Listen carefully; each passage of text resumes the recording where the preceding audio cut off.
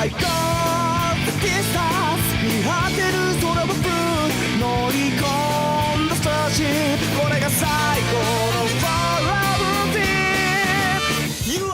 and welcome to the Nen Show Podcast, the only podcast that twice in a row doesn't have a unique intro. So, fuck me. I'm your host, Craftsdwarf, and this is Mathwiz. You know, it's your boy. Yeah. It's your Shounen boys. It's your Shounen boys. We're back. We're ready. This time with Tenchi Bridge. Yeah, but first it's comments. So, yeah. I guess you could say we'll cross that bridge when we get to it. Hey, there it is. Kill me. I liked it though. Oh, anyway, I guess I'll start. So, well, just one little thing is someone points out that there is in fact an OVA of Naruto going through the Chunin exams. So it's probably non-canon, but hopefully it's good. I'm probably not going to wait until after we finish reading, because I might even catch up to the Boruto manga just to see what the hell's going on there. Even though we're probably not going to do a Nen show on Boruto until there's way more content to discuss. But yeah, so I'll probably watch that too. And maybe if there's any other recommended OVAs or movies, which I'm not sure how much I'm willing to watch. Like, especially by the end of Naruto, we might be just fucking sick of it. So, but this one seems like to my interests, because I came up with the concept separately, not knowing about it, so it sounds kind of interesting. Maybe we could do like a Nen Show Movies edition. Maybe. If we have enough to say on it, that's the thing. Yeah, that's the thing. Anyway, did you have any that you wanted to talk about? Or? Well, I know our last episode, it wasn't just because of the last episode, but I guess the podcast as a whole got a little bit of flack. There was a guy who... what was it? Shadow Priest. He left a comment saying he was talking about our nitpicks, and I recently I've been watching some. Recently I've been watching some videos about like criticizing CinemaSins, and so then I was like applying that to my own, like to this podcast, but just my work as a whole. And I got to thinking of the last episode when I was looking over it. I was like, yeah, I said some things that I don't think needed to be there, like. I know someone had mentioned the teacup thing, and how that's, like, I guess, like an old wives' tale. Yeah. Well, yeah, I didn't know about that either, but like I said, it didn't bother me because it made me interested in how the author viewed superstition and how he was using it here as a narrative device. So, like, that was me, personally. Though we definitely, in the past, like, we got another comment like that earlier that we didn't respond to about, and I was trying to think, like, well, what was he talking about? Because, like, it's hard for me, because I edit the podcast and then I'm done with it, and then I have to like mentally sift through like 15 hours of discussion, so I'm like, where's the part where I'm nitpicking? I don't remember. But one I do remember is when we were talking in the arena, we were like, this arena sure has good acoustics. Like, that was kind of jokey, but at the same time it was a little nitpicky, you know, like with how well can the audience hear the characters talking and stuff, like a little, you know. So it's bound to have, like, usually if I bring up something, I expect it to be, like, somewhat, on some level, interesting, or maybe even just funny to talk about. So, like, even if it is a little nitpick, like, I do say my overall thoughts on the arc. Like, you know, I doubt the teacup shit, made that arc worse for you, you know? Like, so... Yeah, no, it was just a minor thing, which I guess... I know for me personally, there are a couple of things, like, I know in the last episode I had said something like, oh, but why does Kakashi have the Mangekyo Sharingan? Even though I also said, like, either moments before or later that was a way to show, like, Sasuke wants to get the Sharingan in a different way. And Kakashi does it, so it's possible. Yeah. Like, we get things wrong, but then we'll I don't know how many times I've realized something as I was explaining it, I have a problem with this, and I realize why I had or why I shouldn't have had a problem with it, like, as I'm explaining it, I'm like, oh, never mind. So, that's kind of natural when it comes to discussion. So, although, I think there was a comment pointing out that the Kakashi getting a Sharingan had something to do with Rin, though I guess the question becomes, like, why didn't he have it before this? I mean, because it seems like he just, like, trained for it, over the time skip or something like that, so, I'm sure we'll get a chance to talk about that, but, so anyway, this was not a comment, but this was actually a private conversation with Meganalysis, who's, he's a YouTuber, but, hey, I know that guy. He messaged me because he was listening to the, podcast, and he noticed that he said that the Obito twist was actually obvious in the anime, because there's a scene after, like, maybe we'll even get to it later, like, maybe it is in the manga, but in the anime, like, a few episodes after Kakashi Gaiden, there was a scene with, Toby showing that he had a Sharingan and using ability, and Kakashi was like, was that a time-space thing? So it's like, already linking them, like, well before he called himself Madara, so I was, like, kind of like, welp, there goes the it was less anime or less obvious in the anime thing, so, oh well. Yeah, I was probably at the time just not very aware of it. Oh yeah, that seems to be like through everything. So yeah, I was just like, and we gotta you also go. forgot the Kakashi's Mangekyo stuff. So it's just like you were just zoned out through like most of it. So apparently, so we'll see what happens when we get back to that. So anyway, ERR. They were mentioning about how like they agreed that Sakura was at her best this arc, but they said that they didn't understand why I like the Sakura in the Forest of Death bit, because I did mention that was probably my favorite individual Sakura moment. Like, I don't really care about, like, the character moment of her, like, cutting off her hair and, like, oh, I'm going to get stronger after this. Like, that's not the part I like about the moment. Like, I pretty much just purely like, when she fights off the sound ninjas and she pulls off some cool tricks, that is just so not Sakura, and it comes out of almost nowhere. Like, she's never done anything that, like, forward and you know, tough at that point. So it's just like, I like that moment pretty much for pure coolness factor. Like, in the last arc, Sakura was doing cooler stuff, but it's more expected of her at that point because she's been training with Tsunade, you know? So it's still cool to finally see her doing things, but it's more expected. But back in the Forest of Death, she was just being cool for the first time in the series, and it's like, whoa, holy shit, that's pretty awesome. So I guess that's explaining why I like that bit a bit more than any other individual Sakura moment thus far, and this arc didn't change that, unfortunately. Alright, did you have any other comments? I know there was a is that Sigil Breaker? He made a comment kind of comparing the Phantom Troupe to the Akatsuki, but how like with the Phantom Troupe, I guess their goals at times can be a little less well defined. Or if anything, they're simple, because like in the York New arc, they're after money. So you know, with the Tailed Beast stuff, or the Akatsuki, they're after something a bit grander with vaguer reasons, I'd say, at least at this point. Like, we know why, I mean, or at least I think I know why Obito is leading Akatsuki, but I guess the question becomes, like, why are the others? I never actually thought about that. Like, why is Deidara part of the Akatsuki? Like, But it was kind of interesting how they do,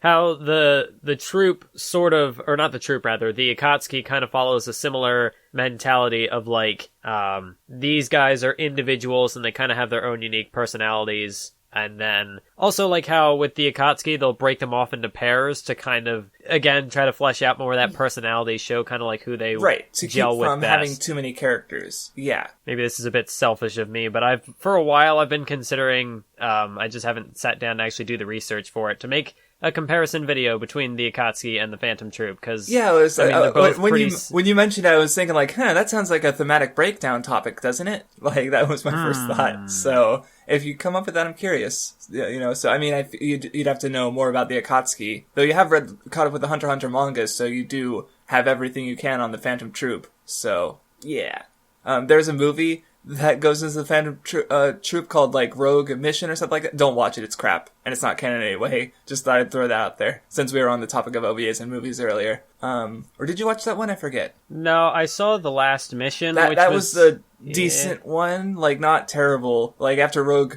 I don't know what the other one was called. It was Rogue something, or something Rogue. And Phantom that Rogue one, or something like Phantom that. Rogue, that was it. Yeah, or maybe. But yeah, I watched that one, and I was like, well, that was terrible. And I watched the other one, and I was like, well, that was passable, I guess. Like, not quite on the level of Hunter x Hunter, but anyway, I derailed us a bit. So yeah, did you have anything else to say on the Akatsuki versus Phantom Troupe? Well, I guess if you do, it'll be in a video.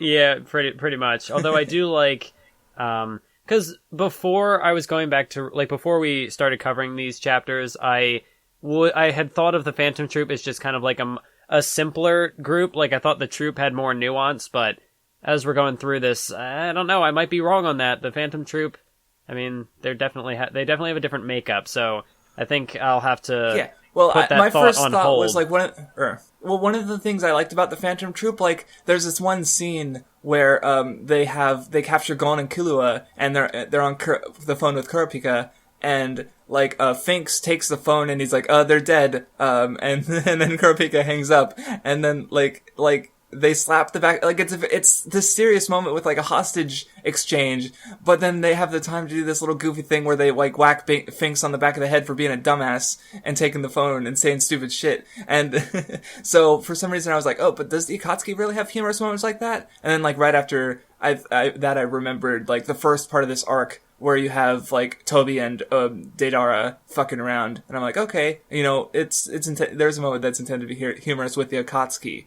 Though I guess, like, I mean, not to intrude on your video or anything, but I feel like the Phantom Troupe works better as, like, an ensemble, like, with all of them together, where the Akatsuki, they have their pairs, and they can have some interactions between the pairs, but, like, as a whole, like, we don't see, they just sort of get together and do summoning, like, we don't see, and by the time we do know all of the Akatsuki, they're all fucking dead, so, yeah.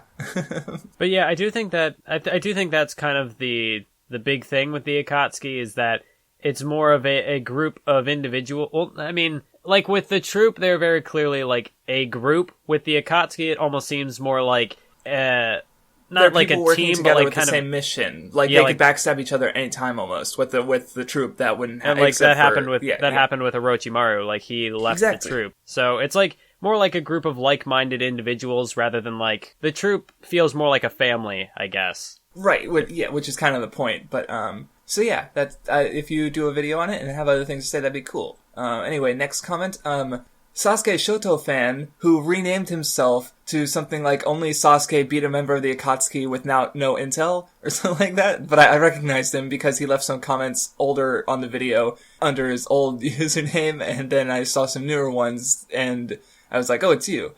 So anyway, but he said a couple things, but one that stuck out to me was he wanted us to rate our top 5 characters each episode of the podcast, and I'll tell you what, let's do that at the end, because, I can't be arsed to come up with 5 characters every podcast who I like. At least not with Naruto, it's kinda hard. And then if we get to other series and try to do the same thing, like, I'm already so, like, you know, like with Naruto, when I'm rereading it, it is transforming my older opinions. Like, as you'll see with this episode, in fact. But, like, with something like One Piece, like, I'm gonna have the same top 5 characters throughout the whole thing, because I'm already so knowledgeable about it. Like, nothing I read is going to make me probably like one of these characters. Like, it might happen, but it might be rare. So it's just a lot of extra work for, yeah, I don't know. And I can't even think, like, with Naruto characters, it's like, yeah, I mean, they just kind of blend together a bit. Like, I can say, like, oh, Gaara's the most disappointing because he's the one who clearly has the most potential that's not being realized, and, like, everyone else is fine. Like, no one sticks out to me, I guess, or not, at least not right now. Like, when we go over the polls, I'm like, oh yeah, Jiraiya and Kakashi placed high, I guess. I don't fully understand it, but, sure, I guess I can kind of see it. Like, yeah, it's not really top 5 worthy of making a top 5 list, rather. Did you have any thoughts on that?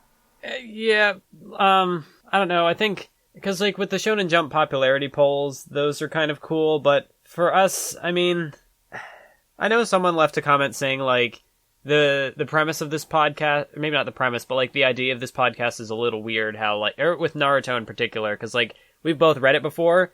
I think, yeah, so I know that comment, because I didn't want to respond to it because someone else replied to him with a really great response, because Papa Whitebeard, he thought, he misunderstood the premise of the podcast, because he thought we were somehow, like, the two of us who have read and watched tons of several other shonen, like, have somehow not had any experience in Naruto, so just to poke a little fun at the guy, because it's just, like, Naruto's, like, one of the biggest ones in the West since Dragon Ball, pretty much, so how would we have had zero experience with it? Like, this is his first time reading it. Maybe he's younger than us, I don't know.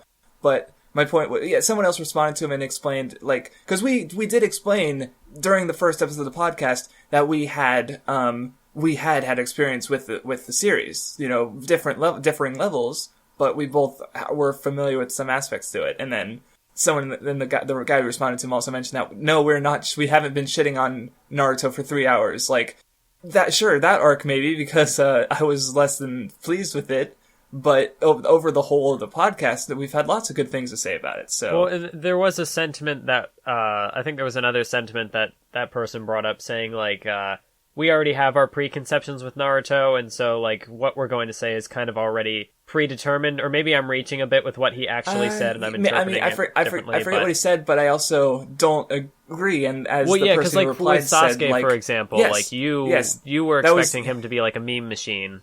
But I've actually been enjoying him so far. And with this arc, I can say with Sai, like, you listen to me at the end of the last episode, I was like, oh boy, Sai, like, just, I wasn't into the idea of his character, but actually, like, re-experience his character and thinking about him for the first time in years, I'm like, oh, okay, like, huh. And there was actually another comment that I'm not going to talk about it yet, but there was a comment chain. And somewhere in there, our good friend Sigilbreaker, so Sigilbreaker, they were talking about character death, continuing on the thread of like Choji and Neji, and like how should they have died or not? And Sigilbreaker brought up Sai and Yamato, and so who are introduced to Stark. So I'll talk about that later. But yeah, my point is that like, yes, we do have previous experience with Naruto, but I'm open to changing my opinions, and they already have. Like, sometimes I find myself thinking the same. I can't even think of I've always thought that the tuning exam was the best arc, and rereading it, I was able to appreciate why a bit more, but it's still the best arc, in my opinion. That hasn't changed. But, my opinions of Sasuke have changed. His relationship with Naruto, I'm understanding it now. We'll see what happens as we keep going. Yes, speaking of Sasuke, though, I thought it was interesting, but if that guy is actually the same Sasuke and Shoto fan, just with a different username, maybe my intel is a little shot, but I thought there were like a couple of people in the comments of the last one who were like, oh, can't wait to see how things play out with you guys and Sasuke. So maybe it was just him, though, but yeah, I do think that that is kind of interesting how there might be like a number of people who are just waiting for the moment when we realize Sasuke's true greatness. Yeah. So anyway, I think that was all that I had to say. Like, I do have a couple other comments I want to bring up later, but that was all the ones I had to bring up now. So and that's the same for me. Or? I got nothing. All right, we're done with that. Done with comments. So for now. So anyway, let's get into the actual discussion. We're finally crossing the Tenchi. Well, not really. It's still a ways off, but we're getting to the point where we're going to the Tenchi Bridge. Okay, so yeah, we start off and we kind of get a bit more closure on the Kazekage stuff. And I don't know about you, but I do find it a little weird that this whole arc that Naruto and Gaara are kind of a big deal, and Gaara doesn't say a word to Naruto. Like, I mean, they shake hands and stuff. I mean, it did just kind of come back to life. So, maybe he doesn't have a lot to say, but it's just like, the whole, like, Gaara was so important in this arc, but he was, like, dead through, like, all of it. And then now he still doesn't have anything to say, so. Well, maybe with, like, because they share that backstory, like, they were both, they have similar upbringing, so it's more of an unspoken connection. Although I did think it was kind of interesting how when Naruto was like, oh, this is the part where you normally shake hands, but I'm not real good at this stuff. So, but then Gaara uses his sand and, like, coaxes him to shake hands. I thought that was kind of cute. Yeah. And then they shake hands for real. So, alright, well, is he shaking the hand with the sand, or is he, like, trying to, like, pull Naruto's hand towards him? Or, well, yeah, like, he was, but, I guess, because he had already extended his hand and was, like, using the sand to, I guess, like, prompt Naruto to go. Because Naruto seems kind of like a bit not stunned, but definitely a bit hesitant, So, and I feel like I'm trying to think, because I feel like the handshake is a bit more significant, but I have to, like, I think, did Gaara have a thing with being touched? Like, I remember that I know in fights he did, but I don't know if it was like a personal, like, thing. Like, did like, I certainly don't remember, like, Conqueror or clapping Gaara on the shoulders or something like that. Like, so I don't know if he's really had physical contact like this. I'd have to go back and check. But if it is more significant than just a handshake, then cool. But I don't fully remember, so I can't say for sure. Well, as far as like the emotions behind the handshake, I thought it was like I could relate to it because I think of how Naruto, like, before Gaara was completely like incapacitated, so like Naruto, this not like someone that he looks up to, but I could kind of relate to it in that, like, if there's someone who you've heard of before and then you kind of actually get to, like, see them on a level playing field and actually, like, associate with them, like, yeah. Even though you'd think, like, oh, well, these guys have interacted before, so that barrier should kind of be gone, but Naruto's still, like, a little nervous, a little, just because I guess he's never really been... Yeah. Had that, like, interpersonal connection with Gaara, so that was kind of neat. Yeah, it was a good little capstone to the previous stuff that we didn't quite cover, because this I mean, I guess we could have read this chapter and it would have been fine, because it ends with Sai showing up, and then it's like, we could have been like, oh, there's that guy we get to talk about next time. So, but it's fine. It's not that significant, but anyways, so yeah, there's a little gag with Guy and Kakashi, of Guy giving Kakashi a piggyback ride because he's too weak from using his shit, but it was fine. that I remember being especially funny in animated form, just because Kakashi is just like he's completely just like limp, so when Guy starts running, he's just like flailing behind him, which, I mean, you can kind of see that in the manga too. Kinda, but not quite as it could be in the look in animation. So yeah, I imagine that was funny. And of course, Lee's like, Neji, get on. That's the funniest part of it for me, is when Lee just like, once, because he idolizes Guy so much, he's just like, let's go. Look, Neji, get the fuck on, we're doing this. And Neji's like, no, thank you. Anyway, so then we cut to the Akatsuki, and they find Deidara, and they're like, oh, he's dead. And then it's like, oh, no, he's alive. And then there's a little slapsticks thing where Deidara gets mad at Toby and starts choking him with his legs. Like, I didn't think it was funny, but it did. Like I said earlier, there is comedy moments between the Akatsuki like this. So yeah, which I guess humanizes them a bit. I mean, Toby's already the kind of like Toby and Deidara in particular, or especially Toby, are kind of the goofier than, say, like Zetsu, who doesn't have a personality at this point. He doesn't even have one personality, let alone two, which he's supposed to have. And then, Sasori's like, there was a comment that pointed out how he's, like, supposed to be emotionless because he's literally dehumanized. He's a puppet, not a human, so that makes sense. It doesn't make him necessarily more interesting or entertaining, or at least not much, but, it's fine. But yeah, because a lot of the Akatsuki guys have been pretty serious. Like, even Kasame, who's been, like, Itachi, of course, Pain, what little we've seen of him, of course, and Kasame's a little less, serious, but overall he's definitely kind of reserved. It's maybe not kind of, but a little bit, just a little bit. But so it's nice to see some actual like emotions from them.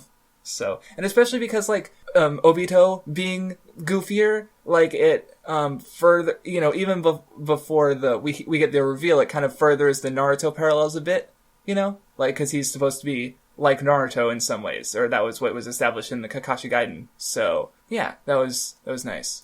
Although I do think it's interesting how, like, knowing where his story goes later and how he's, here he shows up, he's all goofy, kind of putting on a facade, but it's interesting how that, like, the act he puts on is very similar to the way he acted as a child, so it's not like what he's doing. It's not like the facade is just nothing, it still is a slice of Obito in a sense, a different, even if it is a past one that's not necessarily like him. Like, I don't know if it does any jokey stuff later, after he gets unmasked or something like that, and we'll see. But yeah, it was like, at least at this point, I'm like, oh yeah, that is Obito. There's something of him in this new character that he's playing, you could say. So yeah. And then anyway, we get to, we're getting to introducing a new character, or actually two technically, because this is the first appearance of Danzo. So, though he's not named until like next chapter, I think. But yeah, this is our first look at Danzo and Sai, who, we'll get more introduced to him later, but so this is just a little teaser, I guess. So, yeah, I mean, I can't think of anything like this scene to mention. Well, he's getting named, which is something new. But the scene gives you it gives you hints towards the foundation, which you can kind of get an idea of how Danzo operates, how Sai Sai is an example of like how this training thing works. So right, like he mentions that he's not good with emotion or facial expressions, and Danzo is he's naming him, like, this is it, so something's off, this isn't a normal, situation, or so to speak. So, but anyway, moving on a bit, we get some Kakashi's bedridden. Tsunade's was there anything even to mention here? Oh yeah, they're talking about Naruto because he's they're more aware of the danger around Naruto than ever. So you have these like old guys who are like, they want Naruto protected because if the Akatsuki gets him, then they lose the Nine Tails. They lose, but yeah. So got some politics going around. Right? Like we're finally kind of paying attention. Like, well, they say that they want Naruto protected, and I one thought I had was that like maybe they also want him watched. Like maybe they fear that he's becoming too powerful. So, but that I don't think, at least not this arc, they don't really do anything with that idea. If that is the idea, because I just like. Damn it, if so, that there's like that's this other opportunity to show the village disliking Naruto, which is supposed to be his whole thing. I mean, I think it was more they just wanted to, like, they're trying to keep him out of the Akatsuki hands, so they don't really trust Tsunade's plan. But what I do like here is how Tsunade, like, her whole philosophy of why she sends Naruto out on these missions, whereas like typically in like a leadership situation, they would be, I don't know, Tsunade is very stubborn as the Hokage, so it really, I would say it still kind of continues to play up her character, that just because she's become the Hokage doesn't mean that she's gonna, I mean, it's not like she's doing her goofy gambling stuff anymore or any of that, you know, the more comedic stuff, but she's still keeping those like stubborn beliefs, like, She has faith in Naruto, and that's one of like her big priorities is... Yeah, and that's the other thing is like, because she said that she's recognized this mysterious power of Naruto's, and she wants to trust in that,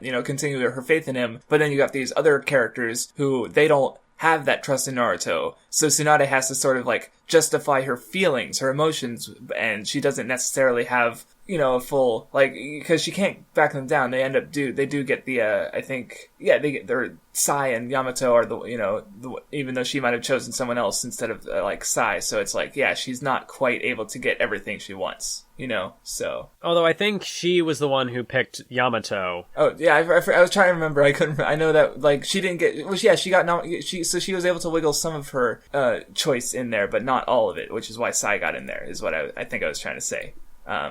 Now, one thing that I was kind of curious about, and this would be one for the comments, but Yamato, has he appeared before, like this masked Anbu Black Ops person? Because he looks familiar, but at the same time, Naruto has a lot of characters like that who, I mean, like, that's just a thing that Kishimoto does. Like, he'll introduce these character designs, and you don't think of them, like, by name, by, like, that's this person, but then they kind of show up later. I wonder if that mask has appeared before. I mean, it's not like Yamato has a lot of, like, we'll talk about Yamato later, but it's not like he has a lot of character to foreshadow towards. No, but, like, at least he had been there before. Well, if this mask had appeared before, that would be neat. But, I don't remember it. It's just, like, because you'd have to, like, check all the details, like, with all, like, how many, like, because there was the chick who, in front of the gravestone, who was just, like, introduced out of nowhere, and she had some Anbu people behind her. Maybe one of them was Yamato. But even if that did happen, it wasn't really quite significant enough. Well, no, it's not like he was already setting Yamato in place to use him later on. But I was thinking like the best was maybe that he was one of the people who went up to try to save the third Hokage, but got blocked by the barrier. But even then, I still think it's cool that he would have one of these designs he had used before, and then revisit that and actually make that a character. Even if he was just reusing designs, because there's, like, two instances from our next two series, Bleach and One Piece, where I can think of something similar to that. Like, in Bleach, there's a cover spread early on where there's, like, a character with, like, blonde hair, I think, who doesn't show up for, like, hundreds of chapters. But, though in that case, it might, like,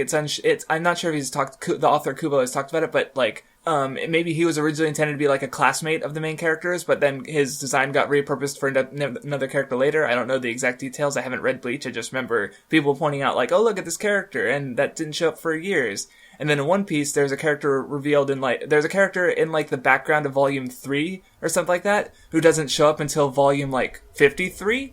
But when he does, like, but it's definitely like very much intended to be the same character, and it's a really, for me, it was fucking mind-blowing when I first saw the character when the chapter was new, because I recognized him from that, like, one unnamed panel in the way older stuff. So that's definitely, like, what we would have liked to have with Yamato here, I think. But, Yeah, so, but that's the other thing about shonen series is that they're so fucking long that when shit like that happens, it makes that journey worth it, you know? Like, it wouldn't have been that cool if it was, like, 13 episodes in between the character first showing up and you not knowing how significant they are, and then seeing them later. But no, instead it's like fucking a decade, or just 5 years, and it's like, oh, it's that guy, oh shit. Yeah, that's one of the things that I really do like about this, because I'm a big fan of long-form storytelling in general. That's why I typically like the shonen action series, the ones that go on for super long. Yeah. But, like, just the idea of leaving things open-ended like that, like, I know Togashi does it, I think, I'd imagine that Oda does it, how he's able to still keep expanding on details, because, you kind of set something up, but you don't necessarily have to have an idea for it immediately, but it's something you can always go back to later, which I think is always really cool. But yeah, so I mean, you kind of got that with like the Sannin, and you're like, oh, there's three other ninja, there's three ninja like this, so you kind of see Orochimaru, and then a little later you see Jiraiya, and then Tsunade, and it's like, oh, yep, they're this set, so. I'm trying to remember, and then, there was one, like, not a character, but just a little moment with the flashback, the Sasuke Itachi flashback, where Itachi did the double finger poke, and I had that reaction moment when I, like, realized that this is the thing that happens later in the fight. That's basically the same effect, even though it's not quite a character showing up, it's just this, like, long, long-term payoff, character detail that, that's pretty cool. So, yeah, same kind of idea, Anyway, speaking of expecting things, we finally get the rest of the redesigns, or at least, the rest, the other characters who we hadn't seen of the Chunin exams, who Shino shows up and Naruto doesn't recognize him, of course, because he's all covered up. Or were we done with the Tsunade stuff? Yeah, I think that was basically it. Okay, yeah. So yeah, Shino shows up and Kiba shows up. What do you think about these redesigns? Oh yeah, and Hinata, of course. I mean, like, I think with Kiba, I'm a little sad that we lost the jacket. The jacket was good. Yeah, the jacket I once mistook for his hair. But I mean, I still think these ones look pretty good. Like, Shino still is pretty iconic. I did how here he's kind of played up as being unrecognizable, or not being unrecognizable, but just the way that he kind of reacts to that, how he's pretty dejected. Oh, I thought that was funny, because he's like so dejected almost. Like he's like, Naruto, you recognize Kiba right away, and then he's like, you also recognize Hinata right away, Naruto, and he's like, I could almost hear just the dejection in his voice. It's just kind of like, you don't usually get an emotion from Shino, but for me, reading any kind of emotion out of him is just in this humorous way. I thought it was pretty funny. And for me, I when I was watching some of the Boruto anime, they play up Shino as a more like aloof, or like a more kind of like he lacks any real social abilities, so he's kind of a goof. He struggles to communicate with people and like make lasting connections. So I did, and before, like, I never really got that from Shino. Like, yeah, I could see that, but he just seemed more like an aloof guy. Like, he didn't necessarily, like, I could see that being an extension of his character. Yeah. But I didn't necessarily buy into it. But then seeing this moment here, it's like, oh, I get it now. Well, it's not like he's gotten a lot of characterization up to this point, even though he's been, like, he's just been, because he's such a serious character. Like, for a character like that, you need to spend more time with them to really understand them. Yes. So it's understandable that Shino didn't really get such a characterization until this point, and it is, it's a nice little bit of characterization. So yeah, I do like it too, because with the whole idea of his bug powers, I could see how that would make him kind of like a weird, unapproachable guy, the kind of person who likes bugs more than people, or something like that. Yeah, you could see that being a possibility. Like, I don't think it's necessarily true, but it's not unreasonable, But then seeing how he reacts to Naruto, it's cute. I like Shino. Yeah, this was probably one of the better moments of this little bit. Though I do like, because Hinata, and she just loses her fucking shit and faints when Naruto's like, hey, Hinata, what are you doing hiding over here? And she just like fucking collapses because she's a dork. Yeah, but with Kiba, I also thought it was kind of interesting how, like, Akamaru is just a giant dog now.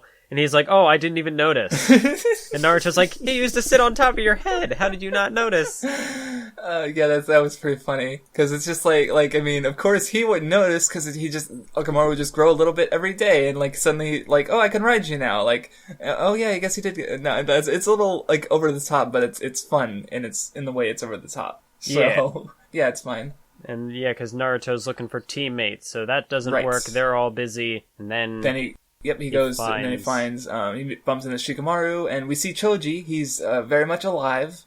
Got some armor, like his dad. You know, he's growing into his family techniques, I guess. A pun very much intended. I thought it was kind of interesting how Naruto was like, oh, somehow you even managed, it looks like you gained weight. I don't think that was even possible. But like, he doesn't look like he did before. Like, now he looks a bit more built. Yeah, he doesn't. Like, exactly. Because he looks like he got taller. So he but not like he got taller, but not much wider. So proportionally, he doesn't really look fatter, I would say. At least not much fatter, though. But like Naruto's clearly fucking around with him just to because it's funny. Like I said way back in the tuning exams, like he gets mad about being called fat, but like that's like 90% of his characterization is that he is fat. Like he had a shirt that said like food on it or something like that. So, but then I guess like after that fight, he's less of that. I mean, not to say that he's not still a comedic character, but he's a little more than just that now. Because like here, Naruto comments on his weight, and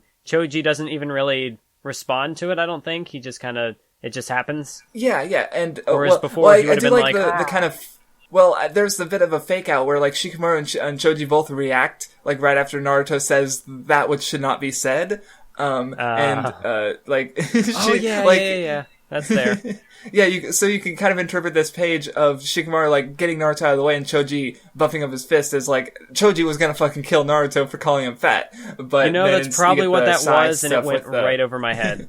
It was a nice little moment. Though I do also like it's almost a shame we don't really see a lot more of Choji, but I do like this.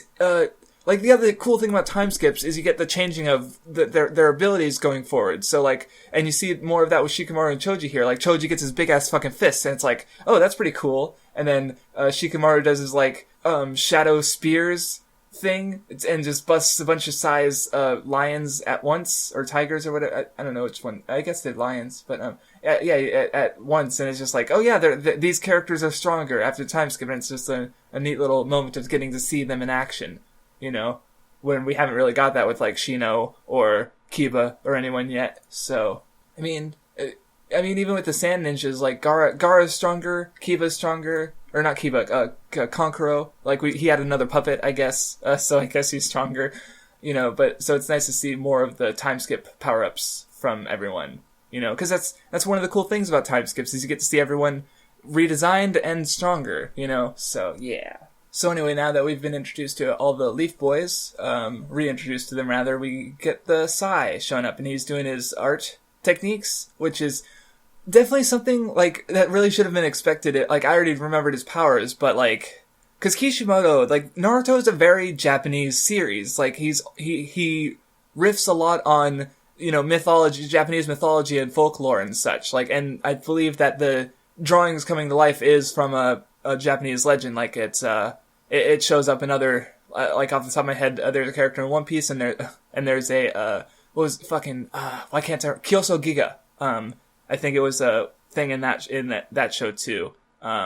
So it's very Japanese. So Sai's got his powers, and they fight for a bit.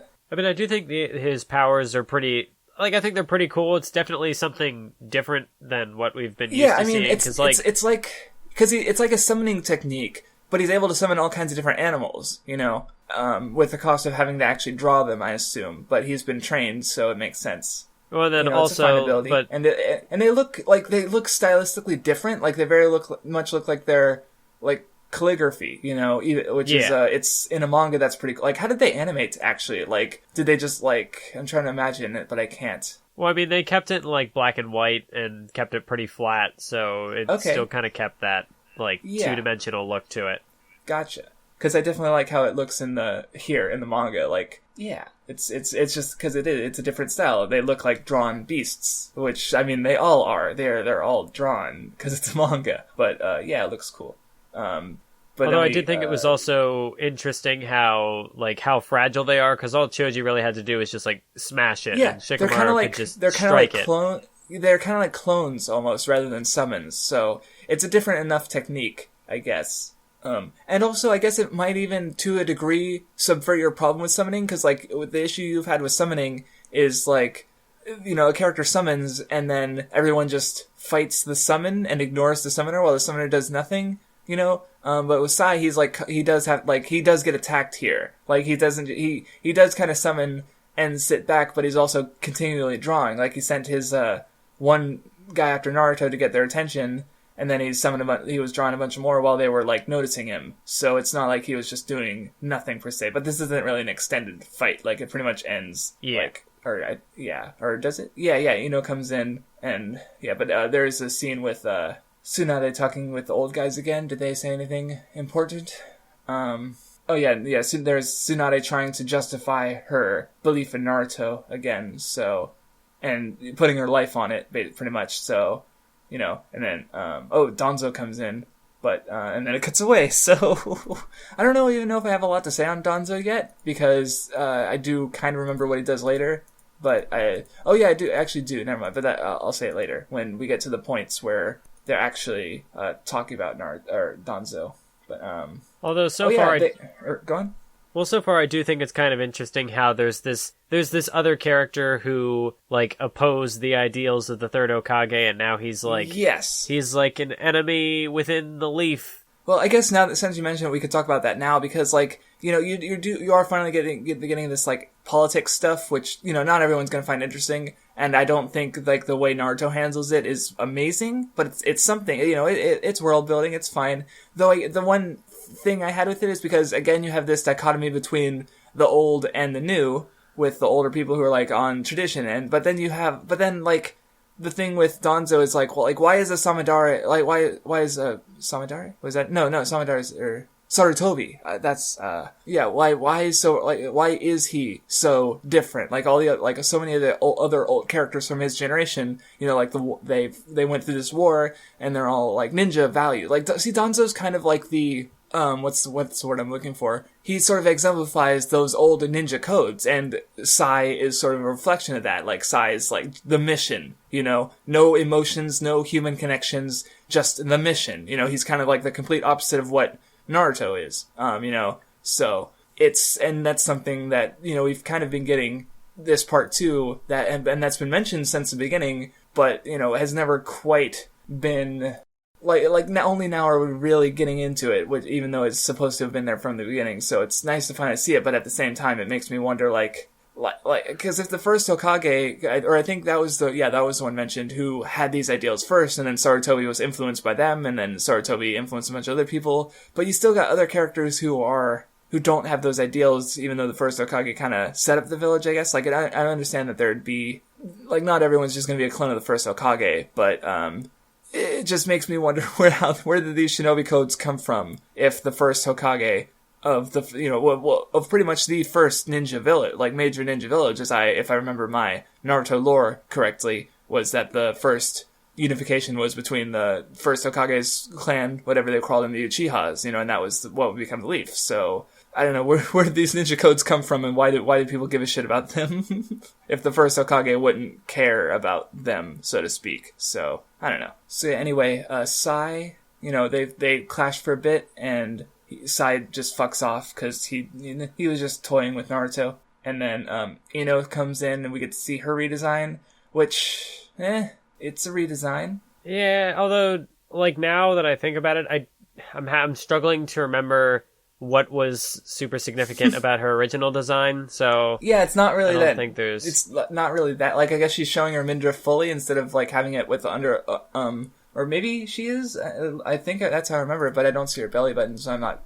As I say that, I'm like, wait, it doesn't look like she's wearing a shirt, but maybe she is somehow wearing a shirt? So... Although I do think it's kind of interesting with her, like, she had her whole character growth moment where she cut her hair with Sakura, but then she grows it back, whereas Sakura keeps it short. So You're right. I don't know if there's supposed to be a contrast there. And it's not like she even, like, she's just like, oh, hey, Asuma's looking for you guys, and then that's it. That's all we gotta be, though. Like, she's the forgotten third of the trio. So, yeah, it's just whatever. And we already kind of talked about Danzo, but you do get, Yamato. We finally get to see him for, he takes off his mask, and he's Yamato. And he's getting assigned to, well, I guess it's Team Yamato now, but, But they still call it Team Kakashi. Yeah, right? I guess he's just a stand-in. Yeah, which is kind of interesting because true. this foursome is sort of set up to be like the next Team Kakashi, like the next Squad 7. Yeah, Yamato is supposed to be the Kakashi replacement, and Sai is supposed to be the Sasuke replacement, but obviously they are merely pretenders to the throne, so to speak. So, but anyway, something happens here that makes me, like, we get this whole scene with them first interacting with Sai for real, after, like, Yamato briefs them on the plan, and like, last episode, I was like, Sai, and then someone else in the, I wrote it down, Romulus Numa, I think, says that he doesn't remember why he disliked Sai, but he remembers disliking Sai, and seeing this scene, I realized why that was, and it's because Sai is introduced, shitting on Naruto and Sakura, and, like, not, interacting well with them at all. Oh, I guess that actually happens later, never mind, but, yeah, he's kind of like, he's introduced as being a shit. And, even if you're not too big on Naruto or Sakura, like, you've grown to like these characters to at least some level if you've read 300 fucking chapters of this manga. Like, we're almost at 300 chapters at this point.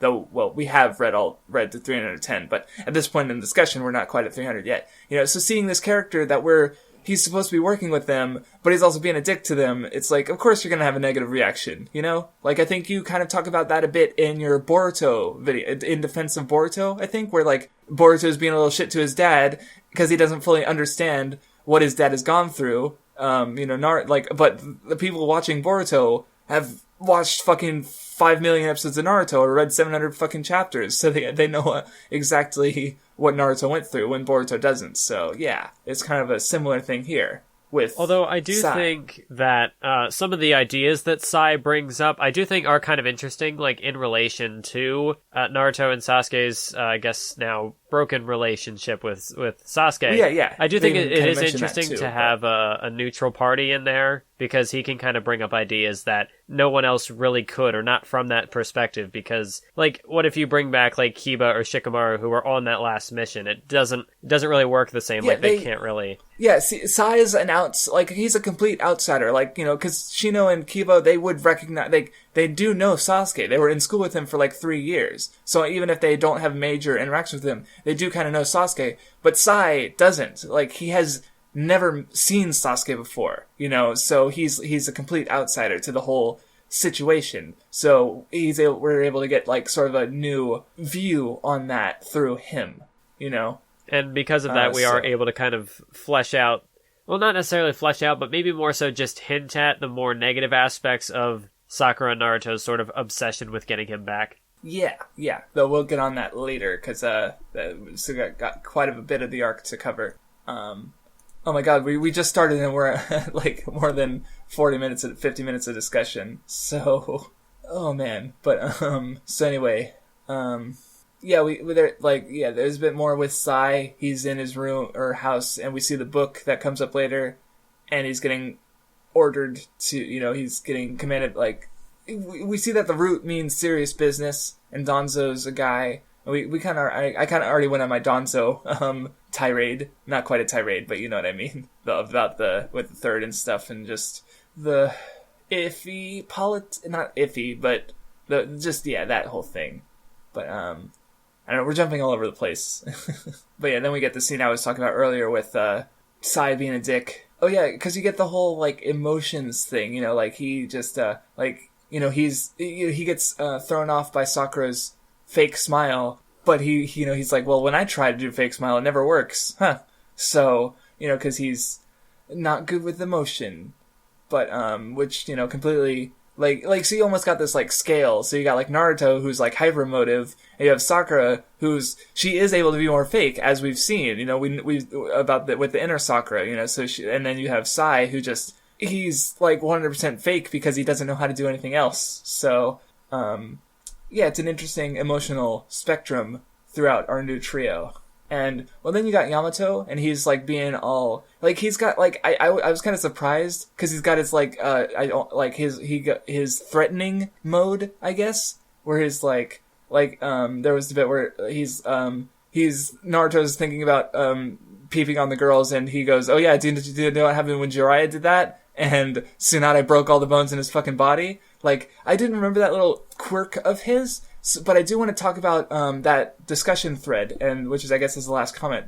Because Sigilbreaker mentioned that Yamato and Sai could have been replaced by other characters, and I definitely agree with when it comes to Yamato. Because, like, looking at Yamato's character, like, both at this point and later, you know, he's got that quirk of being, like, really threatening sometimes. And he also has, as we'll find out later, he was injected with the first Hokage's cells, which I'll definitely want to talk about later, but it gives him abilities that, you know, he was chosen for this arc because he can seal up Naruto. So, or he can seal up the tailed beast within Naruto. So, like, that's it. That's his whole character, you know? So I do feel like Yamato definitely could have been replaced because, like, the one element of him that's really actually important, the sealing stuff, you could have put on another character. And in fact, I think the best one to do that with might have been Anko, because she already has a history with Orochimaru. So, like, Yamato was experimented on by Orochimaru or something like that, which is why he got the cells. You know, so, I don't know, do you have a thought on that? Or replacing Yamato or Sai? Well, because I think the only really interesting thing, at least for me, about Yamato, you know, beyond that power, which, like you said, could kind of go to anybody. But the interesting thing about Yamato was just, like, that sarcastic side, how he could be, or not sarcastic, that's not the right word, but, like, he could be more threatening and kind of, you know, usually he's kind of more mellowed, quirk. But then he puts on this go on. Well, yeah, because he, like, puts on this more goofy, not necessarily goofy, but, like, he's usually pretty, dare I say, lifeless. He's just kind of neutral. He doesn't really have big reactions to anything, but then he has these moments which it's like, oh, okay, he's also, like, super threatening, and he's, like, not a guy you want to mess with. For me, it came out of left. Yeah, it came out of left field because I was like, oh shit, I totally forgot about that trait of his, you know? But it's like, it seems like it's like, okay, Kishimoto went, I should give Yamato a personality, and he just sort of threw that on there. Well, the problem with that is that, like, he can only really use it in comedic situations. Like, you're not going to have Yamato be in a huge fight and then also have him be like, I'm a guy who can torture you and stuff. Like, it's not a versatile character trait. There's nothing else he can do with it. So, because I think, like, honestly, I never thought about shonen characters from this lens because it is a long-running series. So, like, looking at just this arc, I can see where Yamato has nothing after this arc. Like, he's a set of abilities. That's it. No wonder I literally forgot his existence until I was talking to Meganalysis and he mentioned Yamato and I was like, oh shit, that's a character. That's a character in this series who has, like, an important role in the arc that we're going to read. The last episode I was bitching about Sai, because I forgot about Yamato. He just didn't fucking blip on my radar. Yeah, who the fuck is Yamato? The thing about Sai is that he at least has a personality, even if that personality is kind of his lack of personality. Well, see, and that's kind of what I wanted to talk about, because, like, I feel like looking at Yamato's character is, like, he's a set of abilities and a personality quirk that's not versatile. He has no staying power after this arc, because there's not much to his character. But with Sai, like, Sai even gets a whole character arc here. But after that character arc, like, whether he was capitalized on it after this arc or not, like, Sigilbreaker said that Sai could have been replaced, and I think even in another comment he suggested, like, Shino or, Neji or someone else with low emotions, but I don't think that would have quite worked, because again, part of the point with Sai is that he offers a perspective of not knowing Sasuke at all, and not knowing Naruto or Sakura. He's a complete outsider. And I also think that, like, his backstory and his actions in this arc are something that only could have really been done by Sai. So I do think Sai, unlike Yamato, is justified as his own character. And Sai also has, again, whether or not it was realized, he has staying power after this arc. Like, he gets a character arc, but you can kind of imagine him after this arc of being like, which I guess, with just sort of, like, not having these emotions and trying to figure them out. Like, there's a lot of humor and, you can get out of that, and it's a more versatile character trait, not necessarily groundbreaking, but you could do things with it, and you can, like, I don't know if there's a whole lot more you can give to him as a character arc, but he does have staying power after this arc, and I think that's something that, like, honestly, like, shonen authors really need to realize when they're writing a character, especially when that's gonna stay, you know. And I think this arc is like a perfect little microcosm, because you have Yamato, who doesn't work out at all. He barely works in this arc, let alone after it. But Sai, you can see how he might have worked after this arc. Even if I don't remember anything Sai does after this arc, so maybe he doesn't work after this arc. But I can see where he could have, unlike Yamato, you know? So I thought that was interesting to realize, especially because it does follow our characters, or talk about character death with Choji and Neji. What do they have to offer to the series after they not died, you know? So, yeah. What I did like about Yamato was there was a moment where he talks about I think they had mentioned Kakashi or whatever, and Yamato was like, well, I'm not gonna, you know, there's a difference between what was the word, like comforting and coddling. And he's like, I'm not gonna take it easy on you. Like, I'm not Kakashi. I'm different. Like, I'm more stern. I have different methods of training people, which I thought was cool. So I could like understand why he's a little more lifeless. Like, whereas Kakashi, he's a pretty goofy guy. Yamato's not real. Like, you can have another character and not have them be goofy. But yeah, I think it was interesting that you brought up Anko, because I think, I don't know, have we really established what her jutsu is up to this point? But well, that's the thing, is because she is also she has a bit more personality. She has a history with Orochimaru. Like, the parts of Yamato that were needed for this arc, you could sort of take off of Yamato and put onto Anko. And she just, like, it, but even if she still wouldn't have been able to survive after this arc, it would have been giving that, like, there's so many other Jonin characters he could have used. Like, there was all the exam proctors, there's background guys, there's, could he have finagled a way for Asuma or Kurenai to be involved? Probably not.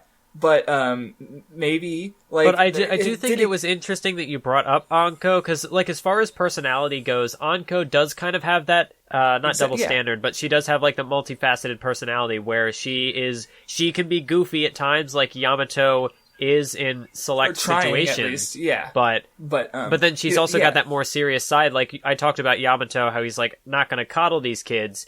That's Anko. That's what she does. Like, she is. Yeah, with that bit with the cuddling, and like, it's definitely Kishimoto trying to separate Yamato from Kakashi, you know. But it's I guess it works. It's just like, again, it doesn't create a character that's meant to last. But yeah, like, I would Anko have been perfect? I don't know. I didn't write Naruto. I didn't make a fan fiction of replacing issues with that as well. But, like, you do have... But at the same time, it's hard to, like... I do think it definitely had potential to be... Like, even if... And again, there's other characters, too. Like, there's that... the guy who got tortured. Or... there's somebody back... I don't know. Like, would any of them have been a perfect... That fucking... the lady who was mourning over Hayate. Like, there's nothing to her character. They could have done anything... She's Anbu already. They could have done... He could have done anything with her. So... yeah, like... yeah, it's something. Because I just think that Yamato was, like, an experiment. Like, he was one of Orochimaru's test subjects. So, I mean, Anko was also a test subject, so that's why I think you bringing her up was the... So, like, you bringing her up was sort of the most interesting, because I think out of all the characters, she's probably, like... the best fit, yeah. Like, it makes sense for, like, I mean, there was a bit where, like, Orochimaru was like, oh, someone did survive those experiments, but if you knew someone would have survived, it would have made sense that he'd be keeping tabs on them, and, like, no, why not give Anko a cursed seal? You know? Like, oh, she already has the first Hokage cells, why not also the cursed seal? You know, that makes, it's, you know, it's kind of believable. Like, I mean, maybe that would risk her life too much. You know, when you'd want someone with the first cells alive for whatever reason. But, you know, so there's, like I said, it's not perfect, but it's also not completely implausible. So, you know, and yeah. So I guess, like, yeah, that's an interesting thought of just the idea of, you know, how well does this character work in just this one arc, and how well does the character work beyond it? You know, like, or looking forward even without knowing, like, because again, I don't remember what Sai does after this, or Yamato even. Though apparently Yamato, like, during the war, he gets, like, captured or something, or knocked out of the fighting before the war, or just, like, at the start of the war, and then he's not seen again. Like, Kishimoto just said, you know what, Yamato? Fuck you. So, yeah, we'll see what happens. But, yeah. Well, you did talk about that hot springs scene as well, which, I thought that was pretty interesting as well, because I know in the last podcast, I talked about how, like, it's weird how Naruto does his, like, pervy ninjutsu stuff, because it only seems like a thing that he does, but here you actually get more of an example of, like, No, he does also have that more Jiraiya-ish side to him, because, like... Yeah, well, I mean, this is something I feel like he might not have done as a child, but it makes sense for him to be doing more as a teenager. Yeah, you know? definitely. Like, because he's been with Jiraiya for 3 years, so more of that is rubbed off on him, you know? And plus, like, he's older, so he's still kind of in that phase where, like, you'd be, you know, you'd want to, I guess, do stuff like that, if that makes any sense. Although I did think it was interesting how he does, like, he's got that side to him, but also just him being in the hot springs, he's like, this is not my environment. I'm very uncomfortable here. Yeah. So yeah, moving on, we get into Sai being an artist guy and drawing other things, but, you know, he doesn't have emotions, so he can't name the art because he doesn't care about it because he's emotionless. And then his picture book, and he mentions his older brother. Like, we're just kind of, like, we've already done quite a bit of discussion without getting to the parts that we were discussing. So, yeah, like, it's just a lot of, like, sort of plot discussion, you know, like, we know what they're gonna do. They're gonna get to the Tenchi Bridge. So I'm just trying to, like, is there anything I could say that's interesting about these scenes? Like, they're pairing up and, they're doing some training. Like, yeah, they train. Naruto and Sai don't work together because Sai's a dick. But then he also kind of mention how, like, you know, Naruto, you're the one going in getting all hot-headed, so I'm just doing what I think would best suit the mission. And that's, like, it's another, I guess, a way to distinguish Sai from everybody else on this team, whereas they would try to help their comrades. Sai is just like, no, it's the mission first. So if you're going to jeopardize the mission, I'm going to leave you behind. Oh, yeah, and actually, like, looking at the fight, there's Sai's design, like, it's different because, like, well, it's actually interesting because now thinking back to Ino, and she has her midriff bared, but, like, you don't really see, like, the definition of her definition of her belly button or something. But then you do with Sai, even though he's a dude, and it's like I wonder if like is this meant to be attractive to women? Do they find it attractive? Like, I wonder if he's sort of like I don't want to say Fujoshi bait, which even though that might be the case, but I do know Naruto has it's not like a Bleach level of female audience, but it does have a bit more of a female audience than a typical action series might. So I did kind of like looking at Sai's design. I was kind of wondering if that's like, it's obviously perspective I don't really have, nor can I. I'm not a woman. I can only say, like, is that meant to be attractive? Not sure, because he's not like chiseled. Like, it's not like chiseled abs. That would be something more of a, like, something that women might find attractive, but also that a man, like, might say, oh, I want those abs, you know, but I don't know if people necessarily want Sai's body, like, looking at it as a guy. So maybe they do. I don't know. I don't exercise, so I don't know. I did think it was kind of an interesting design choice because we don't really have another character in Naruto like that, so it's definitely very distinct to him. I remember, I think when I first saw it, I thought it felt a little out of place for Naruto, but looking back on that, I don't know if that makes a whole lot of sense, because, like, it's just a character design. Cool. Yeah, but like I said, it's like, I don't, or like I should, or did I say it? I don't know. But it's like, it's, having a bare midriff as a guy, like, having a fully bare chest is one thing, but just having a bare midriff, that's not necessarily like I can't think of any other guy character who just, like, yeah, okay, who just does that without also having their chest bare, you know? It's just such an unusual design choice that I guess it's kind of interesting. And, like, the only reason I can think for it to be like that is, again, the sort of, like, for the female audience. And, you know, I don't knock it. The thing about it is, it doesn't really add much to his character. It's not like he's showing himself off or anything. It's just kind of there. Yeah, if anything, it would make more sense for him to be like Shino, where he's, like, covered, but, because, I mean, maybe it's supposed to be disarming, like, you see the bare midriff and you're like, okay, what the fuck, you know, but, wait, like, that he wants could be, to be disarming, I guess, like he wants, like, with his fake smiles, I guess. Well, because, like, the difference with Shino is that, like, he is more reserved, so his design kind of reflects that. Yeah. But with Sai, he doesn't really have, like, he's not very emotional, he's fake, so, like, just having this more off-putting design, I guess, it kind of goes into that character, because, like, you just look at him and he looks a little, he's different to what we've seen in Naruto before, so and then, like, the way he acts is different, so I do think from that standpoint the design is kind of a good way to reflect that. It's just something you don't typically see, and Sai is not a character you typically see. Yeah, it's he stands out, which is, and when you're introducing a new character, that's important. You know, even though he did, like, his face and hairstyle are pretty plain, you know, he actually, the weirdo actually wears his forehead protector on his forehead, the freak. Oh my It's not that God. weird, but I do think it's not as common either, so, like, Sakura doesn't do that, I don't think, did Shino? No, I don't think Shino did. Well, you had characters like Kiba Hinata and would wear it Hinata around her don't- neck. Gaara Yeah. had it attached to his clothes. Shikamaru had it on his shoulder. So yeah, Yeah, so it's even though it's called the forehead protector, it's not always on the forehead. Like Naruto does have it, and Yamato has it on his helmet, and then there's this page of Asuma and Kurenai both having it on their foreheads. So it's probably the most common single placement, but there are lots of characters who don't have it on their foreheads. So and I do think that does play into yeah. how memorable each character's design is that they've got it. They're not just all wearing it on their head. Yeah, exactly. Yeah, which would be hard to work with, you know, like just like 100%, like 100%. It would limit the hairstyle options and all that stuff, you know. So Well, because But like yeah. you see when Lee will have his on his head and like his hair is all messed up from it. It's like, no, this isn't Lee. Who are you? Yeah, exactly. You're doing it wrong.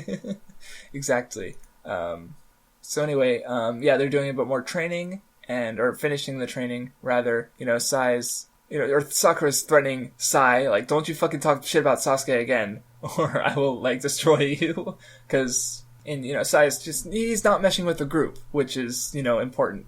And then anyway, but then we finally get to the Tenchi Bridge, which is notably not that grand as a bridge. It's actually pretty small. It's pretty regular bridge. You know, despite being the titular location of the arc, it's just a bridge. Yeah, it is a little weird that it's just a bridge when it does have like it's named like Tenchi Bridge. Maybe it's more so like the location because they are like above this like super huge like chasm. And it's not like they have like Google Maps or anything. So having a landmark, you know, even as small as it is, like, oh, this is the Tenchi Bridge. Cool, I'm in the right place. You know, so yeah, but yeah. So anyway, we finally get to the discussion where, you know, Yamato is disguised as Sasori and he runs into Kabuto and they start talking about their spies because what seems to be happening, like, Kabuto is like leaking information from Orochimaru to Sasori, which, you know, because Kabuto is still like kind of not on Orochimaru's side, but yeah. And then, but of course Orochimaru is watching because he is Orochimaru. It's like another one of those things to kind of muddy the water with Kabuto's character. Although in this instance, he's very clearly well, so far it's actually been kind of consistent. I think our issue is more that it never really goes anywhere. Like, he's been consistently like on Orochimaru's side without brainwashing, but also kind of undercutting him every so often. But yeah, like again, it doesn't end up going anywhere. Like as far as I remember, Orochimaru gets killed by Sasuke, and then Kabuto just sort of like takes. And then it gets weird, but yeah, he doesn't like reject Orochimaru fully, so to speak. So even though he is working against him for a fair bit of the series, or at least not quite on his side. So yeah, I guess that's just like missed potential or something Kishimoto had in mind that he didn't end up going through with. Well, because like even in this scene, like Kabuto, he's still siding with Orochimaru, but he makes it look like he's a traitor, like he's not really. Like, he's a spy for the Akatsuki, so, like, he's not actually with Orochimaru, and he acts like he's gonna team up with the imposter Sasori, but then, obviously, he doesn't. Yeah. And so also, it just kind of reminds me that, like, like, there were all these little moments that made it seem like, oh, well, is Kabuto kind of with or against Orochimaru? But then, like, every time it just kind of gets shut down, and yeah, he's Orochimaru's right-hand man, but it's, yeah. Yeah. Like, it feels like he could betray him at some point and, like, join the good guys, or at least not be with Orochimaru, you know, like, jump ship before, you know, Orochimaru gets killed or something like that, but it never really goes that way, so it just kind of feels like, well, maybe I'll have something different to say by the time we get to more of him, but anyway, but I do like the scene where, like, Yamato gets, like, stressed a bit, and he pulls out his kunai, and then, like, it looks like Kabuto is or he's like, it's like he's about to attack Kabuto, but then Orochimaru shows up, and Kabuto, like, kind of sees, like, oh, if you didn't pull out that kunai, I would have been dead, you know, or something like that, but... Yeah. But then it turns out Kabuto, Kabuto tries to attack Yamato. So, kind of, it's like there's several layers of fake out, I guess. I will say that what I do like that the trend, or maybe not a trend, but like this arc starts to set up more of like a three-way dynamic, which is something I really like to see in stories, is when there's multiple different parties, multiple different groups, all kind of jostling for position. They're all kind of doing their own thing, and they're not really, like, in this scenario, you've got, like, interesting things where, like, Orochimaru is against the Akatsuki, but also against the Leaf Village, and the Leaf Village is against both of them, and the Akatsuki is against... So you get, like, an interesting interactions. Yeah. So it adds a little more depth to what's going on, because also it's another way... it's a good tool for Kishimoto to kind of...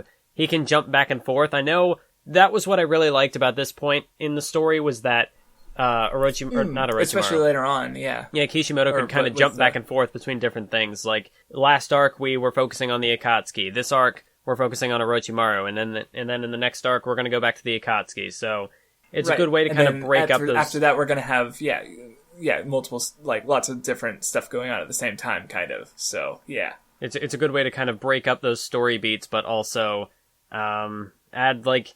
each character, like, their interactions are going to play off of the other two groups, and just kind of see how they're all going after different things, and just to see how that affects the other. Right. So it's not just like, I mean, it's not quite black. Like, it's not like, oh, there's the bad guys and then there's the good guys. Like, the bad guys aren't just working together because they're evil. Like, it's not aimed at that young an audience, basically. So. But anyway, Kabuto reveals that no, he's not being brainwashed or anything. He's just with Orochimaru.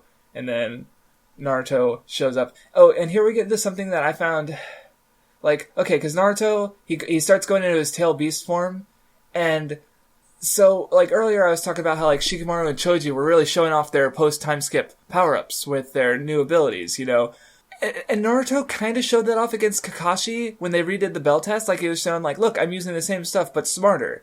But then, after that, Naruto's pretty much just been like, his power-up from the time skip has been his tailed beast form. And just doing that, again, like, he did it against Deidara in the Kazekage arc. And then he did it, like, 2 or 3 times this arc. So it's like, what was this what you were supposed to get from the time skip, even though you really don't have control over it? So it's like, what did you really learn after, like in the last arc, I was fine with using his other abilities at a serviceable level, but this time it's like, well, where did that go? You're not doing anything cool with your standard abilities. You're just going tail beast mode. Like, is this supposed to be your time skip power up? So, and Sakura doesn't do much this arc, so it's a little disappointing in that regard. Yeah, although I do think that is, I guess, an interesting... I mean, we'll see it later when Sasuke actually shows up, but a way to also kind of show the gap in their strength, like how, kind of continue, I guess, that philosophical sort of debate between the two, like, Or ideological, rather, but yeah. Yeah, ideological, not philosophical. But, like, I did this, and I'm gaining all this power, and you did the other thing, and what are you? You're just... Exactly. Like, I mean, well, we'll get to that later, but Naruto was weakened by the time he actually did get to Sasuke. But yeah, it's like, I guess, fuck it, we'll talk about that now a bit. Because Sasuke doesn't use his curse seal. He doesn't even really use his Sharingan. Like, I think he had it, but, I mean, maybe he was using it because he was moving pretty fast, and Sharingan helps with that because you can see where you're fucking going. But yeah, it's like, he's just at such a higher level, so yeah, it does sort of add to that. Like, he did need to at least some level the power he got from Orochimaru, so,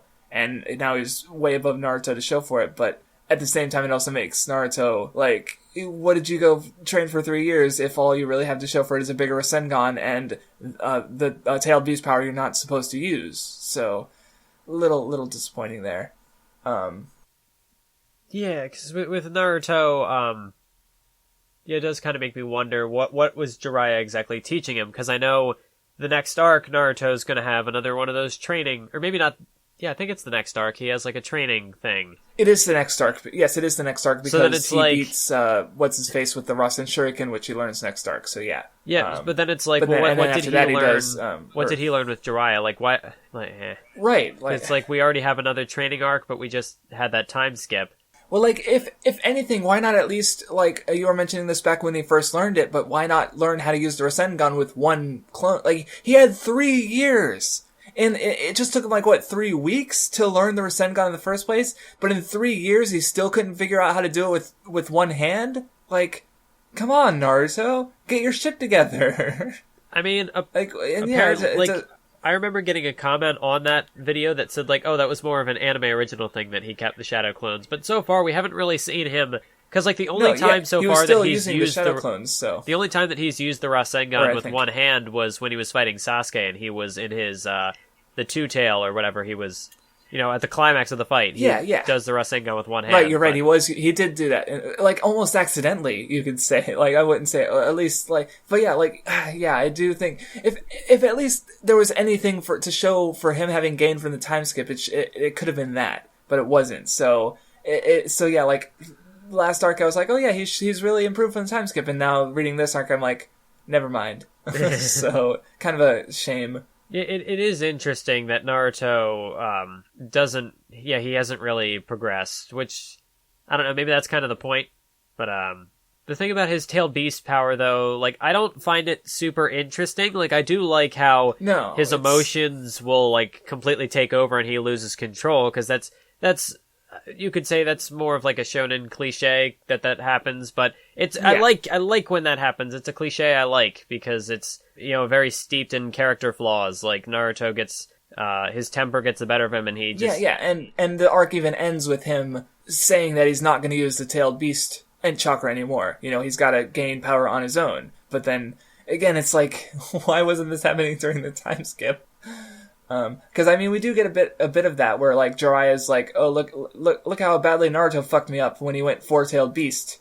Kind of building up towards Naruto's eventual four-tailed beast transformation this arc, and which is like more serious than the previous tales. But I guess it was kind of interesting how like he did mess with Jiraiya, but I mean it didn't really shy him away from keeping his emotions in check, because I mean, like he hurt Jiraiya, but I guess that didn't really. Yeah, well, it's like I feel like Jiraiya didn't even want Naruto to go any tailed beast, but like if you were going to use the tailed beast as like this is how he got stronger, like why not have him even just the one tailed is like really strong. Like three tailed is probably like, but he can still even control like the three tail to a degree. Like he's still acting on his like at least he's still Naruto at that point. Like that's what Jiraiya is saying. Like because when he goes fourth tail, he loses himself completely. But, so, like, why not just have the one tail be part of his transformation, or like, part of his, or, like, try to train Naruto to... Because, like, before, Jiraiya was trying to teach Naruto how to command the Nine Tails chakra and use it for himself, so I guess in this scenario... Without fully relying on it, yeah. So then in this scenario, it could have been, like...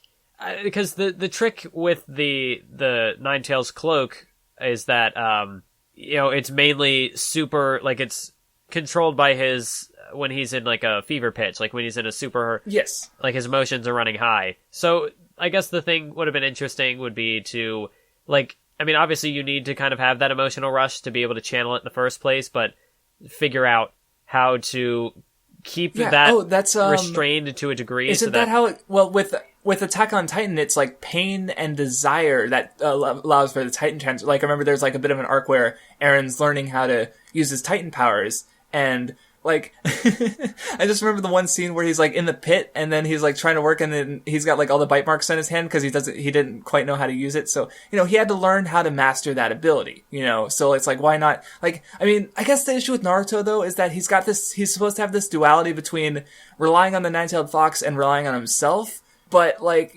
then, with the time skip, he seems to have, like, what has he done for himself? He got a bigger Rasengan. And slightly more control over his standard ability, like, or smarts with his standard powers. That is, so, yeah, so at the end of this arc, he rejects the Nine Tails. So, it's like, yeah. And then, I mean, I do know later that he does get full control over the Nine Tails chakra. That's, like, his final form, so to speak. Yeah, but it's a little... I don't know, it's not quite, at least at this point, it's just a little, his powers are just a little too much. Like, Sasuke, like, even with the Cursed Seal, which is supposed to be his equivalent to, like, the Nine Tails, in a sense, he still has full control over himself. And, so it's not like, he doesn't quite have that duality. Like, I guess, yeah, he doesn't really have that duality. Like, it's all his power. Like, he's getting it from different sources, but I don't feel like, they don't contradict each other, or his character, so to speak. So, necessarily. So, yeah, it's, What I did, the reason why I brought up Jiraiya earlier, though, was that, like, when you compare, I mean, because obviously Naruto hurt Jiraiya, but that didn't really stop him from going berserk when he saw Orochimaru, because I guess Orochimaru was his trigger.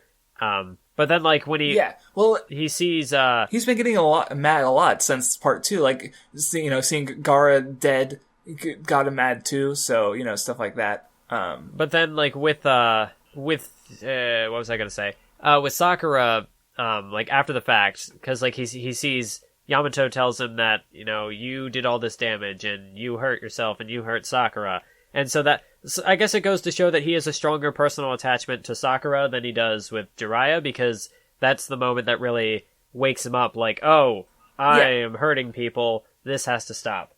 Or maybe it was just kind of that coupled with Jiraiya. But I do think it's interesting that Sakura was kind of his breaking point. It just goes to show the strength of their friendship. Well, not only that, but, like, Jiraiya is a strong ninja. Like, he's actually able to, on some level, like, he got really hurt, but he did survive the four-tailed, just like, and Orochimaru also kept it, but Sakura's not that strong, not even close, so it's like, I guess it's also this idea of, like, I mean, sure, he could have killed Jiraiya, but it's less likely with Sakura, he would definitely fucking kill her, so there's a bit of more of a fear there, so, so it could be, that he cares more about Sakura than Jiraiya, but it also could be that he's more dangerous to Sakura than he is Jiraiya, so. Yeah, that could be it too, that makes sense. Yeah, but, so anyway, although one of my favorite moments in this arc was when Kabuto went to rush at Naruto, and Naruto's just like, fuck out the way, and just blows him away. And that's the end of Kabuto. But though before, a little bit before that, though, we do find out that Yamato has the first Hokage cells within him. I do want to talk about that, but we'll talk about it when he actually uses his abilities. And then after that, one little detail I liked is Orochimaru gets his face ripped off, and you can clearly see that it's the guy who won that, like, brawl. Yeah. In his like 3 years ago. That, like, his current body, basically. So I was like, oh yeah, it's that guy. Just a nice little detail. And they used his texture surprise to replace his face. I see what you did there. Naruto is a Hunter x Hunter ripoff after all. Orochimaru is just Hisoka. Oh boy. No, that's not true.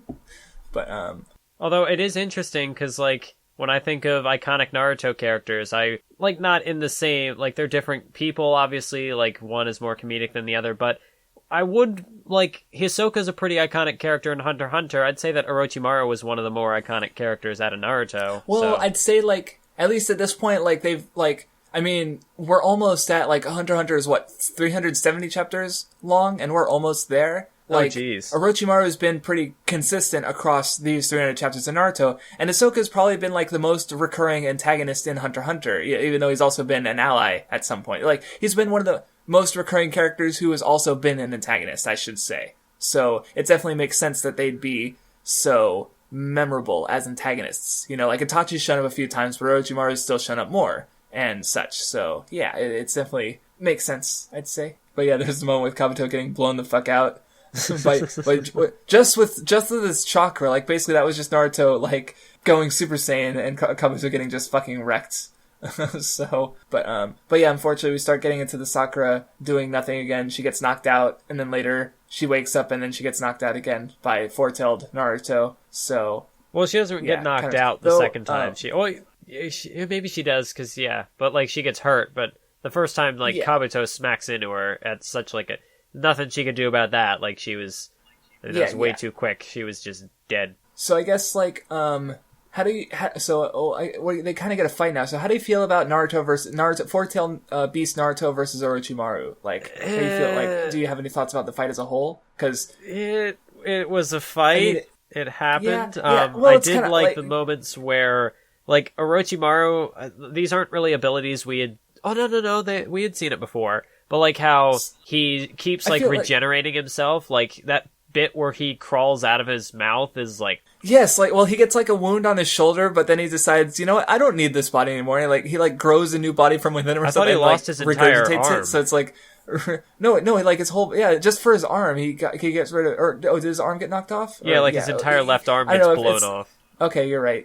Okay, oh yeah, you're right. It was his whole arm. Okay. Now I just picture oh shoot, I got a scratch. Let me regenerate. That's what I was thinking of for a second there, but I was wrong. But yeah, so I mean, yeah, it's like it's nice to see Orochimaru sort of fighting at full again, which and he's actually I feel like he's showing off.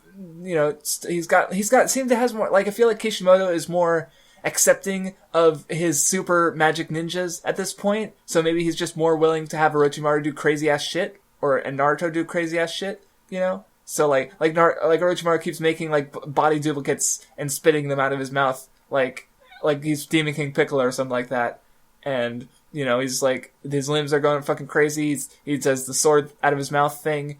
The only part that really kind of got me was when Orochimaru pops out of the ground and stabs him with his sword, and then Naruto's got to be a mile away with this sword strike, and Orochimaru just his neck has stretched out to be some 30-40 feet in the air, and it's this is crazy. Yeah, it's definitely it's definitely pretty over the top. Or was it the sword that was stretching? Well, it was both, because Orochimaru's head is way above the ground. His head is still fucking 50 feet up there, and his sword is fucking 200 feet long. It's definitely it's over. At this point, if you were already growing dissatisfied with the magical ninja shit, this arc probably broke you. Just saying. I mean, I'm fine with it again. As I mentioned, it's a series about superpowered magic ninjas. I understand that. I don't expect them to be stealthy and deceptive all the time. It's fine.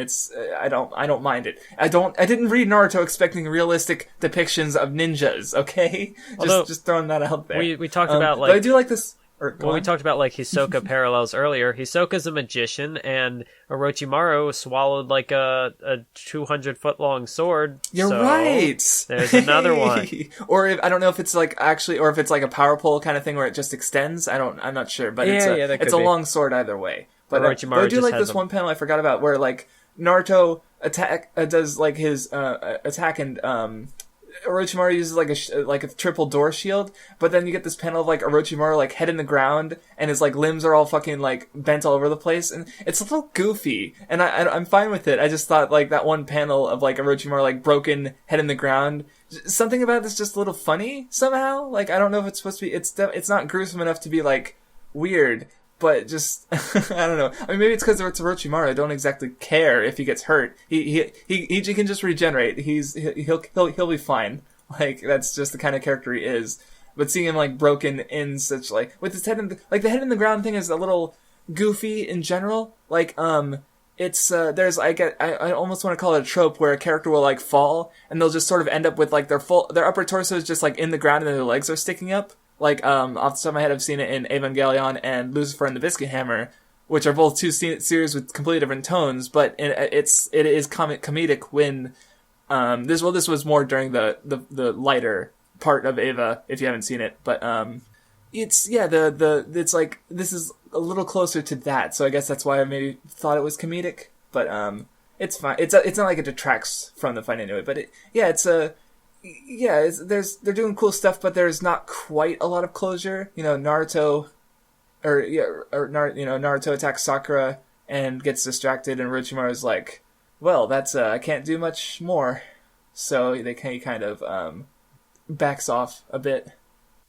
And then the thing about this fight is now we're starting to get into, not to say that it hadn't happened before, because we did have some pretty bombastic fights up till this point, but this one, with Naruto, up until this point, I've really enjoyed, the close quarters battles that have taken place, and even, even the fight between Naruto and Sasuke at the end of part 1 was pretty bombastic, but I was still able to get invested in it from an emotional standpoint, but... Yeah, this one I wouldn't say has a lot of, either technical or emotional, it's not like I mean, I do think they pull out some, like, Orochimaru in particular does some crazy ass shit with his powers that have to a degree been established, but he is also, like, showing off a bit more in ways that he has, like, where was this shit when he was fighting the third Hokage, okay? Like, just throwing that out there. But it's not a bad fight, I wouldn't say, but it is just kind of like big attacks and crazy over the top shit. So, you know, it's, I can see people not liking this fight. I wouldn't even say I particularly liked it. It's just like, like you said, it's just a fight. Yeah, but it's not bad or good. I don't particularly care for it. There's not a whole lot going on with it. It's more just like, Naruto hates Orochimaru. Cool. These guys are super powerful. Cool. Fight over. Yeah, Sakura gets wrecked. And, well, okay, now I get to bitch about something. Because Yamato does a seal on Naruto to sort of calm him down. And, okay, this is just something that was bugging me, because, okay, so Yamato was injected with cells from the first Hokage, and now he can do these jutsus. But the thing about the jutsus is that they never once said that, like, the wood technique is something that they specifically say that it's something the first only knew how to do. They don't say it's like a Kekai Genkai or something like that. And, like, so I don't know, it's just weird. Like, it's not like it's like the Sharingan where that's shown to have ties to, like, your emotions or something like that. So it makes sense where, like, someone who you wouldn't be necessarily taught to use a Sharingan, but, like, wood techniques, this is just a weird setting thing because it doesn't really mesh well with what we've seen up to this point. Like, so, like, Naruto has 50% of Minato's cells, why can't you do the Chidori? Like, what am I, at what level am I supposed to accept? I don't know, it's so weird to me that, like, it doesn't seem right. Like, ninjutsu are supposed to be learned by and large, like, except for the Kekai Genkai, but then the first techniques are not said to be Kekai Genkai, or bloodline techniques, or I'm being a weeb. But then Yamato just, like, does them. Who taught Yamato these techniques? I never got the sense that the first, it's I don't know. Did that even register to you, or is it just me being a weird setting dweeb? No, I do get where you're coming from, or maybe there's supposed to be a level of mystery behind his powers, but yeah, it is a little weird now that you mention it. So yeah, I was just bugged, and again, it bugged. So yeah, even that's like the only other thing Yamato has to him aside from his, like, one quirk, and it's just so weird to me. Like, it feels like, is this still Naruto? Like, it's just the way he has these techniques because he's related to someone he never met and never learned from, so, like, which is so against, like, just the series, really. Like, Sasuke's whole thing is that he wanted to, he wanted to train with Orochimaru, but apparently he could have just injected some cells into... No, of course it's ridiculous, but it's like, it's weird and doesn't sit well with me, so that was probably one of the most annoying bits of the arc for me, is just, like, that idea. So Yamato is getting even worse as the arc progresses. Yes, unfortunately. But Sai is doing some things, because if we're done with that bit, we just blitzed by the fights again, as usual. But yeah, Sai gets in contact with Orochimaru, because he has offerings. As we find out later, it's a list of all of Konoha's ninja, like a full bingo book worthy of just everyone. And keep that in mind, like, for later, when more gets to be revealed about Danzo. Keep in mind that, yeah, he gave out a list of, like, I don't know if they were specifically, like, the Anbu Black Ops that were assigned to the Hokage, or if it was, I think that's what was said, I think. But, yeah. But, well, that's, yeah, so, because basically Sai's, Danzo has intent to destroy the leaf and rebuild it from the ground up, which seems a bit counterproductive. Like, wouldn't a military coup just be just as good? I don't know. I'm not gonna maybe that's... criticize the actions of a hopeful tyrant. I guess, like, or the exact methods. Like, he wants. I guess if he wants absolute power, then why not follow it up after absolute destruction? So sure, it's fine. Yeah, the thing about... Oh, okay. Actually, now that rereading this bit, Yamato does say that the sealing technique he can only use because he has the first DNA. So I guess that is a even though they never directly say it's a bloodline technique. I guess the sealing technique is, even though there's other sealing techniques. I mean, is this really the only one? Like, I mean, honestly, I feel like with the bloodline techniques, there was a bit of a mistake. I feel in their design. I feel like they should be because okay, what are the bloodline techniques we've seen so far? We've seen the eyes like Sharingan and Byakugan. Haku's ice mirrors. I don't think like ice jutsu are bloodline techniques. I think it's just the mirrors, which is like a specific type of ice. Like that's already stretching it, but I can kind of buy that one. But this is just like it's just a sealing technique, you know? Like what's special about like I guess it's like. There are other sealing techniques. What about this one specifically is first Hokage only material, or Senju, that was the name of his clan. Like, yeah, it's just... Because I know they did talk about how, like, the first Hokage was really the only person who was able to kind of, like, seal these tailed beasts. Yes, he was the one who captured them all, and then they they mentioned earlier that they were divvied up between the villages to keep balance of power, so it's not like Konoha has all the tailed beasts. No, like the Sand Village has Shukaku, and we see the rest of the Jinchuriki later, but yeah, so this is like still way below that though. So it's like what's the value of keeping this one technique? Like why can't Sakura? Come on, like Sakura wants to use this technique so she can keep Naruto under control, but like why not throw her that fucking bone? Come on. Yeah, maybe they explain it later. Right now, maybe it does it's seem just a little...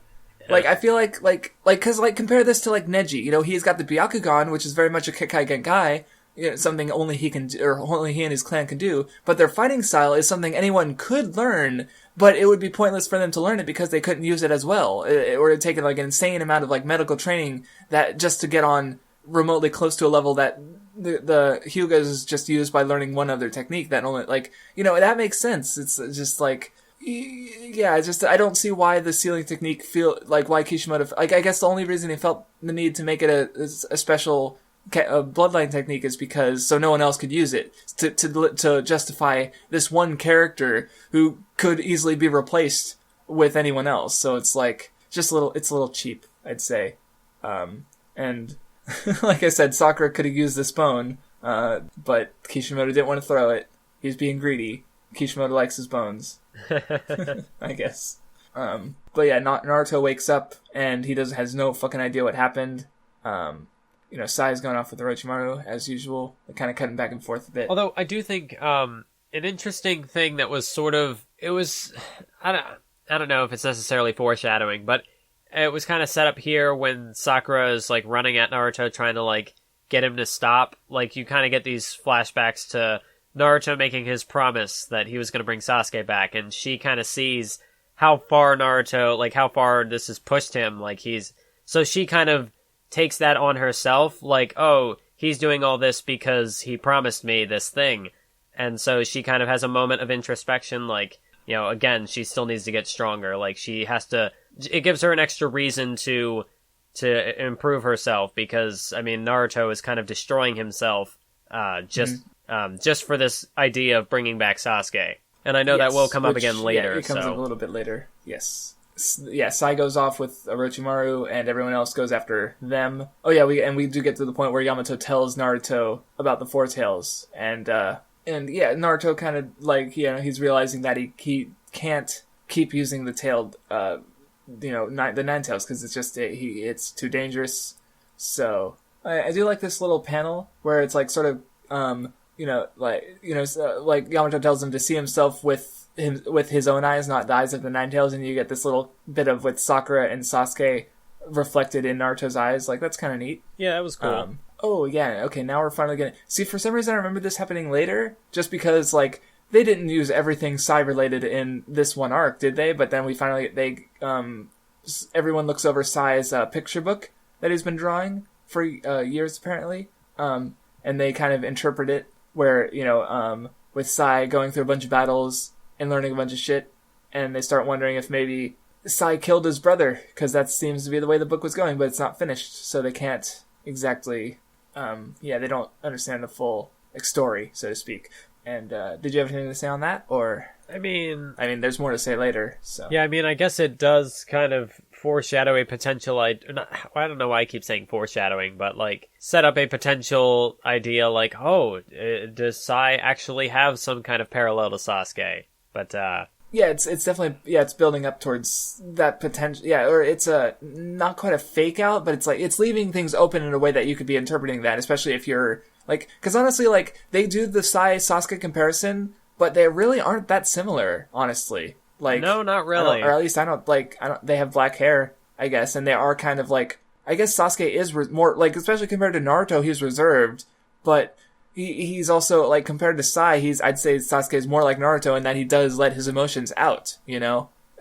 Well, and Sai's like, he's not even like, really... Sasuke's not like, he's not like Sakura where he can be fake and lie sometimes, you know? Sasuke is pretty honest, you know? Like Naruto, you know, so. Well, and the thing about Sai is he isn't really reserved, he just doesn't have any strong emotions. Like, he's pretty outgoing with his... With what emotions he does have, exactly. Yeah. Because, like, Well, Sai just doesn't have emotions. Well, because so far he's been pretty in your face with Naruto and Sakura, like, just taunting them and mocking them, which that's not a Sasuke thing. Like, Sasuke... I mean, he does... Before I say that, he has insulted Sakura and he's mocked Naruto in the past, but he wasn't... I don't know, he did it in a more reserved way, like, a more detached, like, or maybe not detached, that's not the right word, but... Well, with Sasuke doing it, it felt more like it's because he didn't necessarily like or respect them. With Sai, it's more that he's like, I feel like he's just trying to get a rise out of them, you know? Like, because like, he doesn't really understand Because I don't think he cares one way or the other, sort of, but he just, he want, you know, he's being a troll, is what I'm trying to say. So... Yeah, it's definitely, like, you know, he's supposed to be the Sasuke. Like, see, I guess with Yamato, he just kind of feels like a dollar store Kakashi. You know, like, again, I'm not the biggest Kakashi fan, but, like, Kakashi can be funny and he can be serious, and it all feels like his character works together, like, because it's all under this sort of, like, aloof, like, laziness. Not laziness, but just sort of, you know, he's just kind of chill. With Yamato, he doesn't really have any personality. You know, he's got the threatening, funny goofiness, but it's not like, Yamato's lame. But Sai does feel like a distinct character from Sasuke, even though, like, they were drawing the comparisons earlier. Like, Sakura was like, well, I guess Sasuke is a little bit cooler than Sai, and Naruto's like, Sasuke is way fucking cooler than Sai. But I don't, yeah, it's the comparison, it's not 100%, like, not that the characters are wrong to do the comparison, but, you know, I just think, like, saying Sai is just a dollar store Sasuke, I don't think does enough justice to Sai's character. I think he's distinct enough. You know, at least in this arc. I'm not going to speak for the rest of the series, because this is...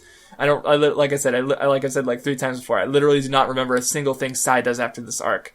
but yeah, the thing with Sai is I feel like if I want to draw a comparison to Sasuke, I have to kind of stretch things a bit, because he... Yeah, Like, I just don't really see a whole lot of parallels there. They have black hair. That's not... You don't have to stretch that at all. Well, I mean, later in the arc, Sasuke also, like, his redesign, he's showing off more of his That's fair. But he's showing out. So yeah, I guess, yeah. They have well, does Sai have Sai's got like a sword over his back, but he like never, or is that his brush? Because he never used a sword, I don't think, or maybe he did, and I don't remember. So they have swords. Yeah, they're very similar characters. But anyway, so speaking of Sai and Sasuke, they bump into each other, and Sai kills Sasuke, and the arc is over. The end. Yes, the story is over. In fact, no, that's not what happens. But Sai is talking. He mentions Naruto, but he's like, I think we'll get along better than I'll get along better with you than I would with Naruto. And Sasuke's like, fuck you, Genjutsu. Oh, actually, wait, hold on. Actually, I want to check something. Did you have anything to say about this scene? Well, it was interesting, the moment where Sai says, like, I don't even really have emotions, or, like, I thought I didn't have emotions, but, you know, this guy, like, just looking at him strikes fear. Okay, and also I just noticed something that I didn't notice before, but you get this one big 2-page spread of Sai getting hit by Sasuke's Genjutsu, and in the center you have this design with, like, there's, like, 3 rings, and with the Sharingan on the outer, the Tomos from the Sharingan on the outer side, and then there's a dot in the middle. That looks just like Obito's mask. Almost, there's one extra ring in this Genjutsu, but it looks like Obito's mask from the war, because he gets a redesign, which shows both of his eyes. Yeah, again, there is one more ring in the in this, but it looks like it's probably an accident, honestly, because it's supposed to be like the combination of the Rinnegan and the Sharingan, I think, right? That was the idea of that mask? Yeah, I think so. Yeah, but it does look pretty similar. So it's probably an accident. Like, but I don't know what the extra rings are there for. I guess just to make the design busier, because there's all these other lines and eyes and mouths, and it's supposed to be this like creepy, page. But yeah, I just noticed. I was looking at it again for the second time, and I was like, hey, I've seen that before, almost. So yeah, it's just a interesting little similarity. Like, I guess I don't know if Kishimoto expected the Rinnegan to be the thing it was, but we've seen the eyes before, because we've seen Pain. Like, the eyes are like his biggest defining feature at this point, because, yeah, so. But yeah, you do get, like you were saying, you get the bit with Sai having emotions. He's like, oh shit, Sasuke scared the emotions out of me, or into me. Now, one thing I just realized, because I remember this happened a while back, but I couldn't remember where in the arc it pops up. But there was the 6th popularity poll, which I kind of want to bring that up before I forget about it. Yes. Well, what I thought was interesting was that you do still have Sasuke in first, Kakashi is second. Yeah, even though it's which is weird because Sasuke hasn't done he hadn't shown up when they did the poll. So and I did. You're right. I did. But I guess it's just still like the leftovers of his big fight with Naruto. People are still on about Sasuke. But what was really interesting to me was that third place. It's not Naruto. It's Deidara, which. Yes, that's right. Deidara and Sasori did really fucking well, despite having only just showed up. I was surprised more so with Deidara, because he even surpassed the protagonist of the story, and protagonists I think typically do well. And for me, who I am a Deidara fan, I mean I said that in the last podcast, so seeing other people appreciate the true artistic genius that is Deidara, I really got behind that. I was really proud to see my Shonen Jump viewers coming through. Oh yeah, it is weird because you got Deidara is in third and Sasori is in fourth. The fourth Hokage is in ninth, even though he hasn't even mentioned. Oh no, I guess he showed up in Kakashi Gaiden. Yeah, so we got a little more personality. Did he show up in the last popular? Did he show up in the last the popularity poll? I forget. He was probably in there somewhere because I think he's been in there for a while. Okay. Yeah. Okay. But it's still interesting that Iruka is fifth. I think. Iruka's in the top 5, but what has he really done? Exactly. I mean, I guess earlier I can kind of understand, but at this point I'm like, okay, Iruka, even then I've been weirded out by Iruka's bizarre popularity in Japan for ages because he's kind of there. Since the first chapter, he's pretty much only been the guy who eats ramen with Naruto and sometimes defends him or talks about him or something.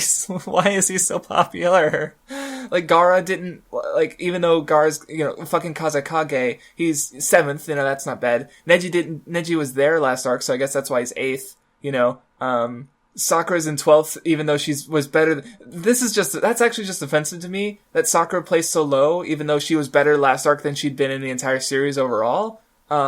So I guess Japan just decided that they fucking hate Sakura at this point. I mean, not hate, she's still 12th place, that's not terrible. But for a main character, that's pretty damn bad, honestly.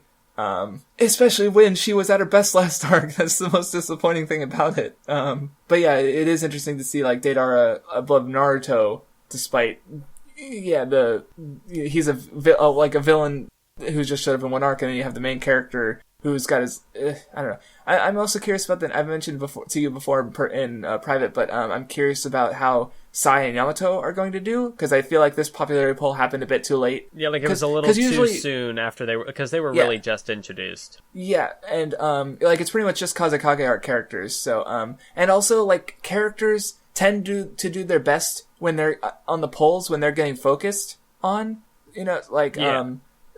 obviously this one is an exception because you still have Sasuke placing really high and Naruto placing honestly lower than ever. I think he's been top 3 up to this point. Yeah, and but now he's dipped to 4th. He was number 1 until I think Kakashi might have topped him and Sakura. Sasuke. Kakashi and Sasuke have both topped Naruto before, but Naruto's also been in first place before. They kind of shuffled between. So he's always been in the top 2 or 3. So, but then here he is at 4th, and it's well, Naruto's less popular than ever. As a character. So.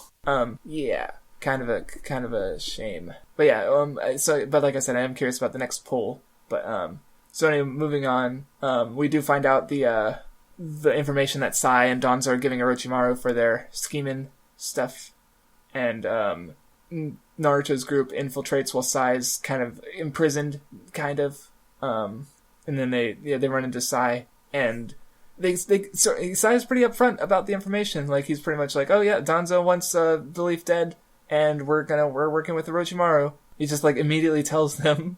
So, well, I mean, he was kind of he was surrounded like 3-on-1, outnumbered, and plus, exactly. given so the situation, any fight would have like brought the other like Orochimaru and them there. So I don't know, can't really blame him. And he's not good at lying, so it's not like, and he's not good at lying, so it's not like, or at least he's not good at faking it. So like he does a fake smile, and Naruto's like, shut the fuck up, and and Sakura punches him in the face. Tell the truth. So. Yeah, so... Oh, or did you mean in that scene, Naruto tells... Right, and then we find out that Sai did not, in fact, kill his brother, but his brother got sick and died, so just random chance, pretty much. There's more of that sickness. I mean, have they not found a cure for this yet? I mean, like... Oh no, the deadly plot sickness. It takes another life. It took Kimaru, such a golden boy that we love so much. No. And then it took Sai's brother before we even got to meet him, and it's still got another Naruto character on the chopping block. This deadly plot sickness. Anyway, so yeah, they take Sai out and have him captured, and we're getting a talk about, cause, Sai, mentioned Sasuke, he mentions to Naruto that, Sasuke said Naruto means nothing to him, but he's like, so why do you still want to rescue him? And Naruto says that he hated Sasuke, but Sasuke also accepted him more than anyone else, and I'm trying to remember back, like, is that true? Like, I guess, to a degree, Sasuke did see Naruto as a rival. Like, when they're training in the Wave Country, they were competing with each other. Even if Naruto didn't quite register on Sasuke's scale, he was still there, training with him, rivaling him, so... I guess that's Sasuke accepting Naruto? Well, I mean, because, like, Sasuke did understand the loneliness aspect, but I guess more so... when Sakura was like... Yes, I do remember now. I guess it was more so, though, in their last fight, where Sasuke really acknowledged him, and, he put on the headband, and they fought as equals. Well, I guess the thing about that, though, is that Naruto was obsessed with getting Sasuke back even before that, so, even up to that point. Like that, I guess that fight did reaffirm why Naruto wants Sasuke back, even if for Sasuke it was the opposite, like why he wanted to leave. But it's fine. I was just kind of like, did it happen? But yeah, I was about to mention the bit with Sakura like making fun of orphans and Sasuke being like, "Oh, shut the fuck up," So that's another moment of him sort of intentionally or not connecting with Naruto. So yeah, it's fair. Though I do have more to say about Naruto, but Naruto does, he really fucking wants Sasuke back, for better or worse. So it is, like you said, like you mentioned the obsession earlier, but that's why, Sai is good in this arc because he, like we said, he does offer that sort of extra perspective of someone who has no fucking clue about these characters. So anyway, go on. Well, because, I think when I first watched this a few years ago, I might have been a little put off by just how emotionally, distraught Naruto had become. It almost felt like an extreme. Like, would I believe Naruto would actually get this upset? But in revisiting this stuff, I do think it makes more sense, because, Naruto's always had a hot temper, and, just seeing his developing relationship with Sasuke, they really were friends, so I could understand him... Because I try to think of any other character who Naruto might have had, who Naruto might have reacted this intensely about, and I struggle, other than Gaara, because Gaara kind of had the same reaction where Naruto... Gaara might, yeah.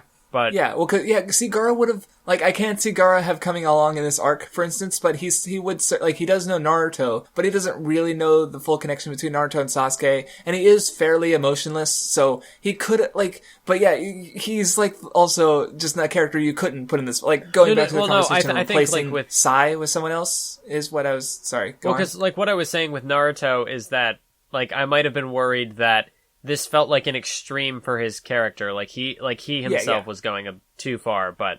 I think it seems in line with his character. That's a concern that I was able to sort of do away with over the last couple of arcs. Gotcha. Yeah, I know. I just went on a different tangent. Though, Kabuto does say something interesting here, because he shows up and he says to Naruto, well, he frees Sai, because he thinks Sai's still on his side. Whoops, I spoiled the twist. Because he says Naruto's, pathetic for, so much, wanting to get Sasuke back so badly when Sasuke has no interest in him. But then, of course, Sai says like, oh, people change. Sai's got his character development. Maybe I can Sasuke change. Changed. Yeah, maybe I can change. Maybe like I feel like Sai's connecting with Naruto because Naruto wants Sasuke so bad. Sai kind of I guess maybe he connected with Sasuke in some way because he's like, hey, maybe Naruto, like, I wouldn't say maybe Naruto can change me, but like I can change like Naruto wants Sasuke to change maybe or something like that. Like I guess. I feel like I had a thought. I'm trying to remember that thought, but I need to find it again in my notes maybe. But a little side thing that I picked up from this arc is that I need to do more research into blood types because that's a big thing in Japan, and a lot of stories bring that up. And so like the joking between Kabuto and Orochimaru, like, oh, you must be type A. And I'm like, okay, I don't know what this means. Yes, exactly. Like I think A is like hot-headed and B is more like cool-headed, but I could be wrong seemed on that. To be it is a very... I almost want to say like high-strung, like very organized, because when Kabuto forgets his little note thing, he's like, oh man, if I was type A, I'd be more on this. Like, maybe I got organized. backwards. Yeah. It's definitely, it's kind of equivalent to like horoscopes in Western, kind of like, or, oh, your personality is like this because you are this horoscope, but it's blood types instead in Japan. But I mean, it is still more superstition, I guess, when I think about it, which is Kishimoto doing that thing again. So yeah, it's I didn't think about that. Okay, that's it. Okay, because that was the connection, because it wasn't Sai connecting to Sasuke, it was more Sai and his brother, who he wasn't related to, connecting that to Naruto and his brother Sasuke, who he doesn't relate to, sort of, so to speak. So that's why Sai sort of had his character development. Yeah. So see, I know initially I was a little like when I first watched this series and just getting to Sai, I was like, oh, he's like the way his character kind of turns around, like he goes from being the ignorant sort of poke fun at people douche to like becoming a good person. But before I didn't really buy into that. I don't think. I don't know. For some reason, it might have felt like manufactured or whatever. But going through it again, that has changed because I can get behind it, even if it might be a little cheesy. That he also gets talk no jutsu'd, but it's fine. In this case, I think it's fine because I also feel like it's not like Naruto saying, okay, like this, and Sai's like, okay. It's more like Naruto says this unrelated to Sai, and Sai's like, well, that's kind of like this, so I'm gonna do like this. It's Sai connecting what Naruto's saying to his own life, like personal. Like it's not like with Chiyo in the Sandville, the Kazekage stuff. It was like Naruto saying, well, it should be like this, and Chiyo's like, yeah, you're right, it should be like that. And then she's going against like the old ninja traditions and looking forward to it was just kind of like whatever. It's kind of that was a less good example. But Sai is applying it more so to his personal situation. Exactly. Like it's exactly. So rather than like mimicking Naruto's ideals, he's taking inspiration from them. Yes, instead of exactly. It's good. Like I said, I was pretty satisfied with the side of this arc. So anyway, moving on. They go back to the hideout and they split up. Oh yeah, and Sai finally he fills out his book. Finally, he wanted to, sort of be cool with his brother. He didn't want to kill his brother. He just forgot because hard emotions and stuff.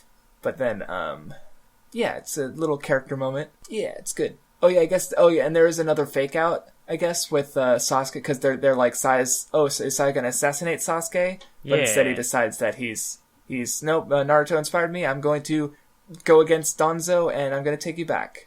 We're gonna capture you and take you back to Konoha. Except it doesn't turn out that way. Not at all. Because we finally get to, there's like a whole, before it happens, there's like 5 pages of reaction shots before we finally see Sasuke. Everyone's just sort of like, there's a lot of build up into this reveal of Sasuke rocking that grass ninja fashion that Orochimaru stole from the one guy, like back in the tuning exam, and Sasuke's like, yeah, I kind of like that. Let's do that. Sasuke finally shows up in his redesign, hotly anticipated, actually, because I think this is the last of the 15 major ninjas from the tuning exams. The Leaf 9, the Lee's team, of the older Leaf Ninjas and then the Sand Ninjas. Like, yeah, I think that Sasuke is the last one to show up at long last. So yeah, and Kishimoto had been he has no headband because he's completely abandoned the Leaf, and yeah, and he had been keeping him in shadow too, really building up the anticipation for what. Even now, looking at his redesign, this is one of the ones that I am not as big of a fan of. Okay, just because, like, I remember when I first watched it, I don't feel this strongly now, but I looked at that, and he looked like such an arrogant brat. And I was like, I mean, that is kind of fitting, given how he was like Orochimaru's that was my pet. first thought when you said that. When he would be, like, he had been living with Orochimaru for 3 years and being trained, and he was like Orochimaru's top pupil or whatever. So that would make sense that his design would kind of reflect that, but he'll keep that design for the majority of what's left of Shippuden, I think. But yeah, it's not as terrible as I initially thought it was. Like, before I was just like, oh my god, it's so edgy. At least it's like, I mean, it is pretty different, like radically different from his like older, which I guess makes sense because he's radically because he's pretty different from the person he once was. Like, Naruto is still Naruto, so he still looks like Naruto.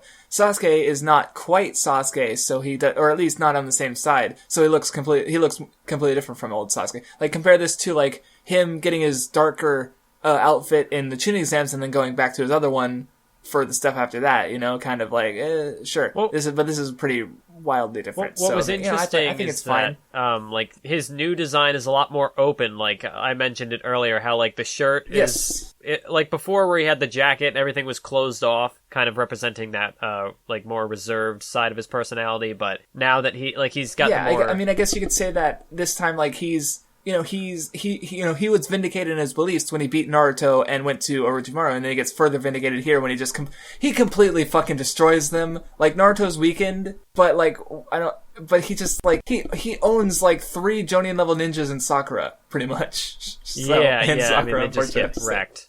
Exactly. So it's like, but so you could say his like openness of his shirt is like his confidence because he is so much stronger. Like, just trying to read too deeply into things. Maybe not. No, that's what we do. We're analysts, boys. It's fine. But then he's, they before that though, he has a bit of a conversation. He's insisting that he doesn't care about the bonds between him and Naruto, and I only spared your life on a whim.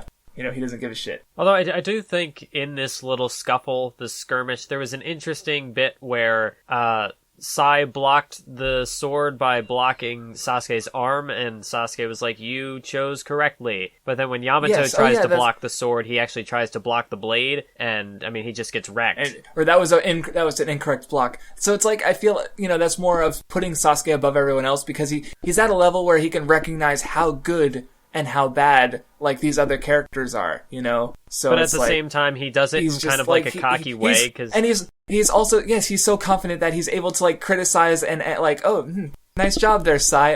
Poor job there, Yamato. Like, he's criticizing them. Though I do want to point out this like little art mistake. I'm actually going to put this one on the video, so you can pay attention to the video now if you want to. Because I saw there's a parody of this that takes that adds some of these panels with and changes the dialogue, but like Sasuke's pulling his sword out of his sheath, and there's this panel where he's got like his arm around Naruto, and it's Sasuke. You see Sasuke's back, but you'll note that Sasuke's arm is fully extended, but his sword is not out yet. So Sasuke is in a position where he can't actually take out his sword, and it's just so like.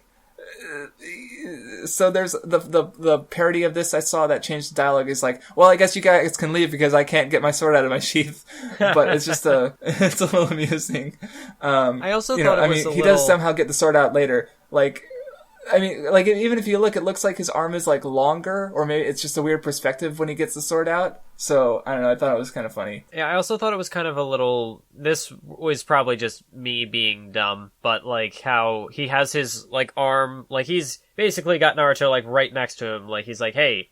But then, when you see him, like, fling Naruto around, like, he's got him, like, way out by his hand, which... I don't know. Maybe that's more of a nitpick. Why did I say that? Ah! It's fine. But, I mean, I guess, like, is this I guess it's a fight. It's a conflict between Sasuke and everyone else. But yeah, he just fucking like, he does the lightning and he just, like, keeps everyone the fuck back. And, yeah, he's just... I was really... No one can do anything against him. Like, I don't even think he gets touched, really. I really liked his whole, like, unblockable sword thing, like how he could channel his Chidori through the blade, and that made it like super sharp. Yeah, and Yamato says like he's paralyzed from the electricity, like he can't do it, like it's fucking with his muscles, I guess. So he can't really move out of it. So, and then you get kind of like a really interesting moment where, you know, Naruto goes to talk to the Nine-Tailed Fox, who of course he wants to reject, but then Sasuke's like, oh hey, what's going on here? I thought it was pretty fucking weird of a moment. Like, not a bad moment, I just... Not even weird in a bad way, just, like, interesting, because... Yeah, it's one of... Sasuke... For me, that's kind of like one of those, like, holy shit moments, because you exactly, think... Yeah, the whole thing is with, like... I mean, obviously, Naruto talking to the Nine-Tailed Fox, it's not like a real place, it's more like a representation like of a what's symbolic, going on. Exactly, So, exactly. with Sasuke, his Sharingan, he can see through that, and so it would make sense that he would appear in that place and just, you know, completely, like, blow... Yeah, and this is something, like, it's unprecedented, but because we're establishing Sasuke's new abilities, it's not completely unfeasible that he just, like, enter Naruto's mental space like this.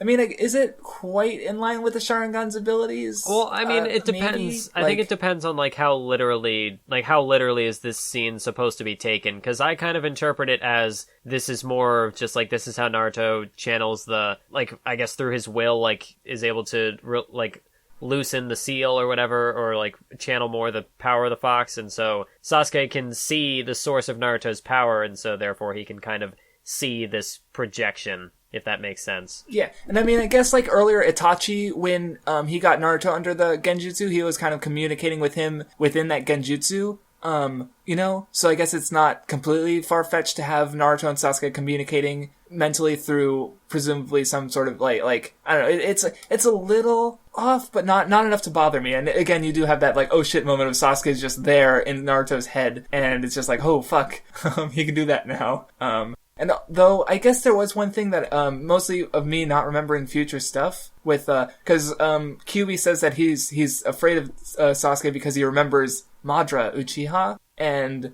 like I mean I guess they have a connection that I don't remember. Maybe I didn't get that far. But like okay. Well, I remember what the connection is. Well, because like what I was thinking the connection might have been is because when the Nine-Tailed Fox attacks the village, it turns out that it was actually Obito controlling the fox. And at one point we were supposed to think Obito is Madara. But then maybe there's another part that I'm not thinking of. So then the question would be like, was it because he was impersonating Madara? So it was like, did the Nine-Tailed Fox think Madara? That way? But then I think I've seen a panel of the first Hokage fighting Madara, but Madara had the Nine-Tailed Fox, even though the first Hokage is supposed to be the beast controller guy. So I don't know. Or it could have been a mix of both then. Like the actual Madara using him and then the Obito impersonator. Man, poor Nine-Tailed Fox can't get a break. He's, although I do just like how Sasuke responds by saying, I don't know who that is. Yeah, he's like, who the fuck is Madara? I don't give a shit. But yeah, it's, this won't be important later. I'm not being like critical, but I do, it's just me misremembering, and like we'll get to it when it comes. But yeah, it could go either. It could go a few different ways. So. But yeah, Sasuke says that like as Naruto is determined to get Sasuke back, Sasuke is fine with Itachi being killed as long as he doesn't even have to do it necessarily. I get, or I don't know, does he? Like, because he says that like if Orochimaru took over his body and killed Itachi, he'd be fine with that. That's kind of what he's saying. But I mean, obviously he doesn't. Like we know that he fights Orochimaru and doesn't let Orochimaru take over his body. Well, I think at that point it's kind of like a change in the situation. Because what you'll see, I mean, I don't know if I should discuss this here or later. I don't fully remember, so go for it. Well, what you'll see later on when Sasuke, because you have Orochimaru, he needs to switch bodies because his current one is rejecting him. So Sasuke sees like, oh, I'm stronger than you now, so I don't need you to possess. I don't need you to possess me because you won't give me any more power. So and he has to prove that by actually fighting Orochimaru, so that's fair. Okay. Yeah, so that's how the dynamic shifts. Yeah, so at this point, he still sees Orochimaru as being stronger than him, so being possessed would benefit him because it would give him more power. Oh yeah, and you get a moment where, like, Sasuke's about to do something, like you say, he's done with them and he's just gonna get rid of them, and then Orochimaru says, oh, don't use that jutsu. Like, the shonen classic of that technique, again. Although... The only thing that I could think that would be foreshadowing is the technique that Sasuke uses against Itachi, but we'll get to that later. Yeah, because I don't exactly remember what it is either, but I had the same reaction when Jiraiya said, I know just the way he lifts his hand up into the air. That's part of the technique that he uses against Itachi towards like the end of their fight. Okay, yeah, but what I was going to say with Jiraiya and Naruto, he said, Kakashi, don't make sure Naruto doesn't use, or no, he told Naruto not to use that, and it was his tailed beast stuff, which, again, that was weird because it felt like a technique Naruto had control of, and in retrospect, he probably should have, like, I don't know, it's like that could have been an interesting moment where you have Naruto, like, he trains for 3 years and he masters some of his tailed beast stuff, but then, he realizes that it can go out of control, so he like undoes that training he learned, like by saying he's not going to do that. Like that could have been angle to take it, but at the same time, either way, you do kind of have a undermining, like a time skip that doesn't give Naruto a really significant power up when it probably should have. Well, yeah, because in thinking about it, the way that Naruto, like when they immediately show up at Tenchi Bridge, like when he first sees Orochimaru, he's like immediately in that state, like he's getting ready to transform, which is, I think that might be where it escalates a little too quickly. Because if you want to, like, I could understand, like I said earlier, that Orochimaru is kind of his trigger, like he sees him and he just loses his mind, but, I think if there was a bit more setup with that, like Naruto trying to keep it under control, but then Orochimaru brings it out of him. He really hasn't had a moment, aside from his, like, belt test with Kakashi, he hasn't really been under control since the time skip, honestly. So, yeah, it just kind of, like, if he was going to be tail beast mode all the time, like, he might as well have been in control of it, or doing it on purpose. But instead, Kishimoto, like, he wants to have Naruto, like, going out of control, but it just keeps happening, so he's always out of control. So it's like, little. I'd almost say that, like, it needed a little more breathing room, because, like, you do have Kakashi uses the seal, which I think you could still keep, because you could have, like, Naruto is, like, maybe that happens, like, in the first arc with Gaara, he starts to lose control, and then Kakashi seals it up, and it's kind of a reminder, like, hey, I gotta try to keep this under control. And then we go through another arc where maybe he is able to kind of keep it held back, but then this happens with Orochimaru, and he never has that moment. Like, I mean, I like with Sai, when he attacks Sai, he doesn't go tailed beast, but that's such a small encounter, and he has the training and stuff. Yeah. But he doesn't have a serious encounter where he doesn't go tailed beast. And actually up to this point, really, like this is the first against Sasuke where he's purposely holding it back. Like that's the first serious encounter where he doesn't go tailed beast in part 2 so far. Like, and I feel like in order to really sell that he's holding himself back, they might have needed some more variety, instead of just like tailed beast serious encounters and not tailed beast not serious encounters. Like, yeah, it's just not quite handled at a level that I'd say. And then kind of like taking the wound and rubbing more salt in it. So, I guess are we done? Because, with this bit, because Kabuto, Orochimaru, and Sasuke fuck off. And, Naruto has they failed in their mission, so. Well, and it's the reason why they let them go is because they want them to take out more members of the Akatsuki. Oh, yes, we kind of glossed over that up to this point. But yeah, that's yeah, they're like, hey... because that was why Kabuto had healed Sakura's arm, because, like, he didn't want them to... He wants them to take out the Akatsuki, yeah, so which, I mean, there is a bit of, like, again, that three-way dynamic. Yes, I mean, you might say it's a little, like, flimsy as to why they don't just, like, kill these major threats to them, but at the same time, like, was their performance this arc really, like, impressive? I mean, Naruto was doing some crazy shit, but, I mean, yeah, they are, like... Well, I guess the issue I might have with it is that what's the Akatsuki's beef with Orochimaru aside from Orochimaru being a former member? Like... Well, I mean, we have... like, this is more like assumptions rather than things being explicitly told to us, but we have had the whole setup before with, like, if you kill someone, like, you could go through their, like, corpse and find information and whatnot. And because Orochimaru has all these different hideouts, like, you don't know what sort of traces might be left with the Akatsuki. So there's... Oh, yeah, I guess... Like, again, it's more of an implication, but there could be the danger of information getting leaked out through Orochimaru. I mean, and the other way, too, because Sasori did have information on Orochimaru that is putting Orochimaru in, like, straits right now. Like, he's only in this situation because of the Akatsuki, so if more Akatsuki members ended up dead, that's less information going towards about Orochimaru just floating around. So, that's fair. So, yeah. Maybe, so yeah, it's fine.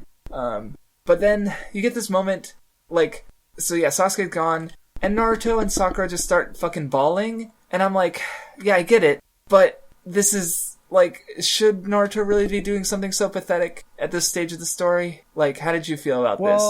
Well, I mean, again, if we're talking about, like, the emotions going way out of control, like, I think after having that big, you could call it a temper tantrum earlier against Orochimaru, where, like, that was pure anger, so I could definitely...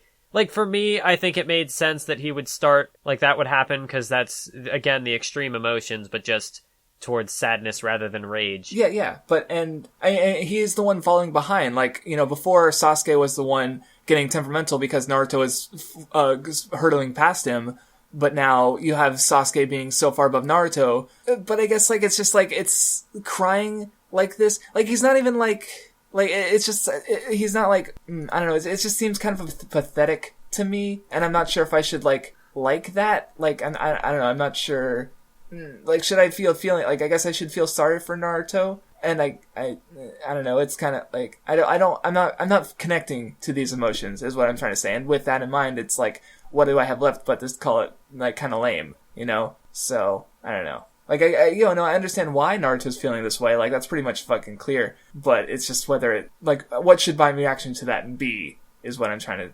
like, get it. Oh, so, like, should you also be heartbroken that they didn't bring Sasuke back? Like, are you supposed to feel the same emotions that he's feeling? Yeah, well, it's like, because, I mean, I can't feel heartbroken because it's like, well, no shit, like, because Sasuke has resolve, you know, at this point, like, he was already vindicated, and, like, nothing's changed, like, Sasuke still beats Naruto, and...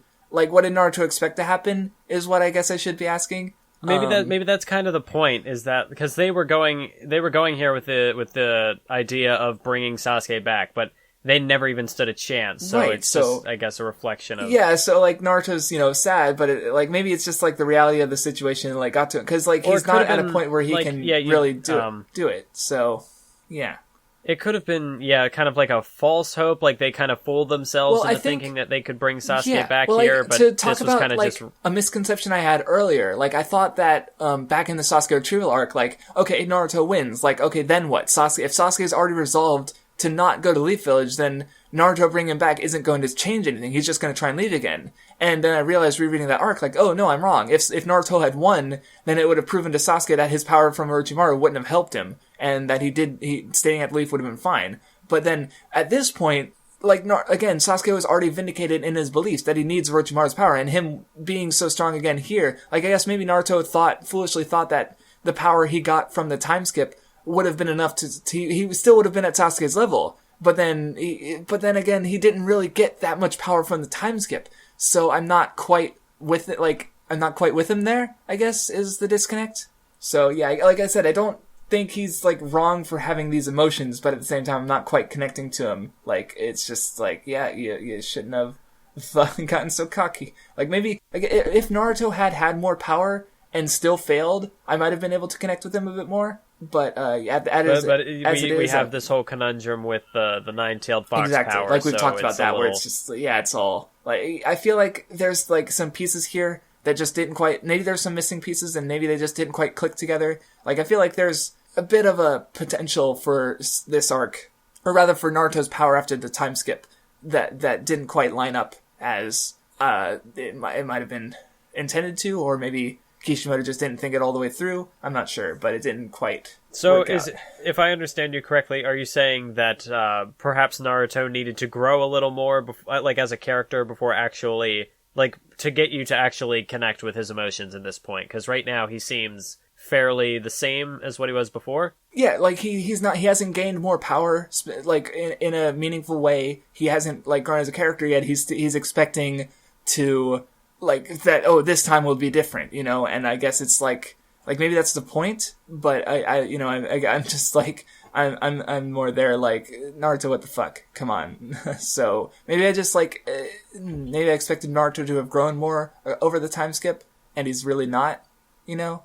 So I don't know, is that what's being commented on here? Like, do you feel how that's what the scene is trying to say? Or, like, I mean, like, I could definitely see that being the case, but that might be an instance of, we'll have to kind of see what where the other arcs sort of go with this to actually, like, to fully realize that idea. Yeah, so, yeah, I guess that's what I'm trying to say, is that if, like, it's not fully realized, I guess if that is, if that is the intent or not. So anyways, so let's just move on, because I don't know what I want to say here. But yeah, so we get another scene of Sai with Danzo, and Danzo notices, Sai failed, but he wants to stay with Team Kakashi a bit longer. Oh, yeah. He wants to keep the name. Yes, the Sai.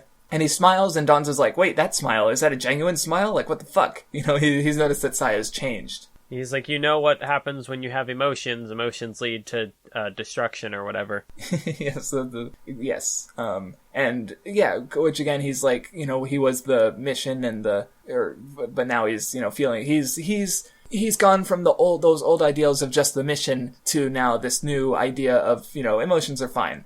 And I do like the bit at the end there where he's like, what does comrade mean? And he's, everyone's outside the window, and he puts the comrade under, so it sort of like frames his window as a painting of him jumping to join. Yeah, the nice little end to Sai's arc. And I mean, I already kind of talked about it, how I feel like, Yamato doesn't really have enough character to sort of, justify his existence, but I feel like Sai, even looking forward, like say he was like regularly showing up, like, his personality, or lack thereof, and him struggling with that, like that creates, it keeps a conflict. And I think that's an important thing when coming to shonen stuff. Like we talked about Neji before, and in my 7th tirade video, I talked about Urza from Fairy Tail, and how they both sort of like, they have character development, and it removes the conflict from their character, but they're still around. So it's like, why are they still here? Like, they don't have conflicts to their characters. But Sai still has, like, some level of conflict. Like, even if he's, like, his character development sort of just, like, it doesn't get rid of the conflict entirely. It just sort of, like, puts him on a path forward of him having, like, he's still going to have this struggle between not knowing his full emotions and trying to grow into them. So there's still a level of conflict there, So I'm able to imagine what this character might be like in the future, even if whether or not it gets capitalized on. But with, like, Yamato, he never had any conflict in the first place. Like, who cares? And that's not necessarily a bad thing for a mentor character, but it's like, we already have Kakashi and Jiraiya, so like, what's the fucking point? Yamato doesn't add anything as a mentor either. Like, he's he's such a nothing, really. It's kind of like disappointing. Like, I mean, he did have the funny moments with his vengeance, but again, that's not a versatile gag. So yeah, Yamato is a disappointment. Wait. Yeah, I mean, I will say at least that going into this arc, I was not very high on Sai, but coming out of it, I can actually appreciate his character. Yes, I think Sai has I wouldn't say he's not like amazing, but he works. Yeah, he's not like a replacement Sasuke, but that's I would say that he's a decent enough character on his own. Like, he's definitely a good side character. I wouldn't say he's even a replacement Sasuke, because Sasuke is still here, and as we'll come to see, he still has relevance in the story. Like, the story will cut away, and it'll be like episode of Sasuke time with a couple of the arcs to come. So yeah, I guess, could Sai have been combined with one of the other characters as far? I really don't think so. Like, I think, I mean, there's a problem with the bloated cast, but I don't think, again, because Sai is so disconnected from everyone and emotions, like, it works in his case to be this new character, that in a way that I can't say the same thing for Yamato. So, at this point, I'm fine with him.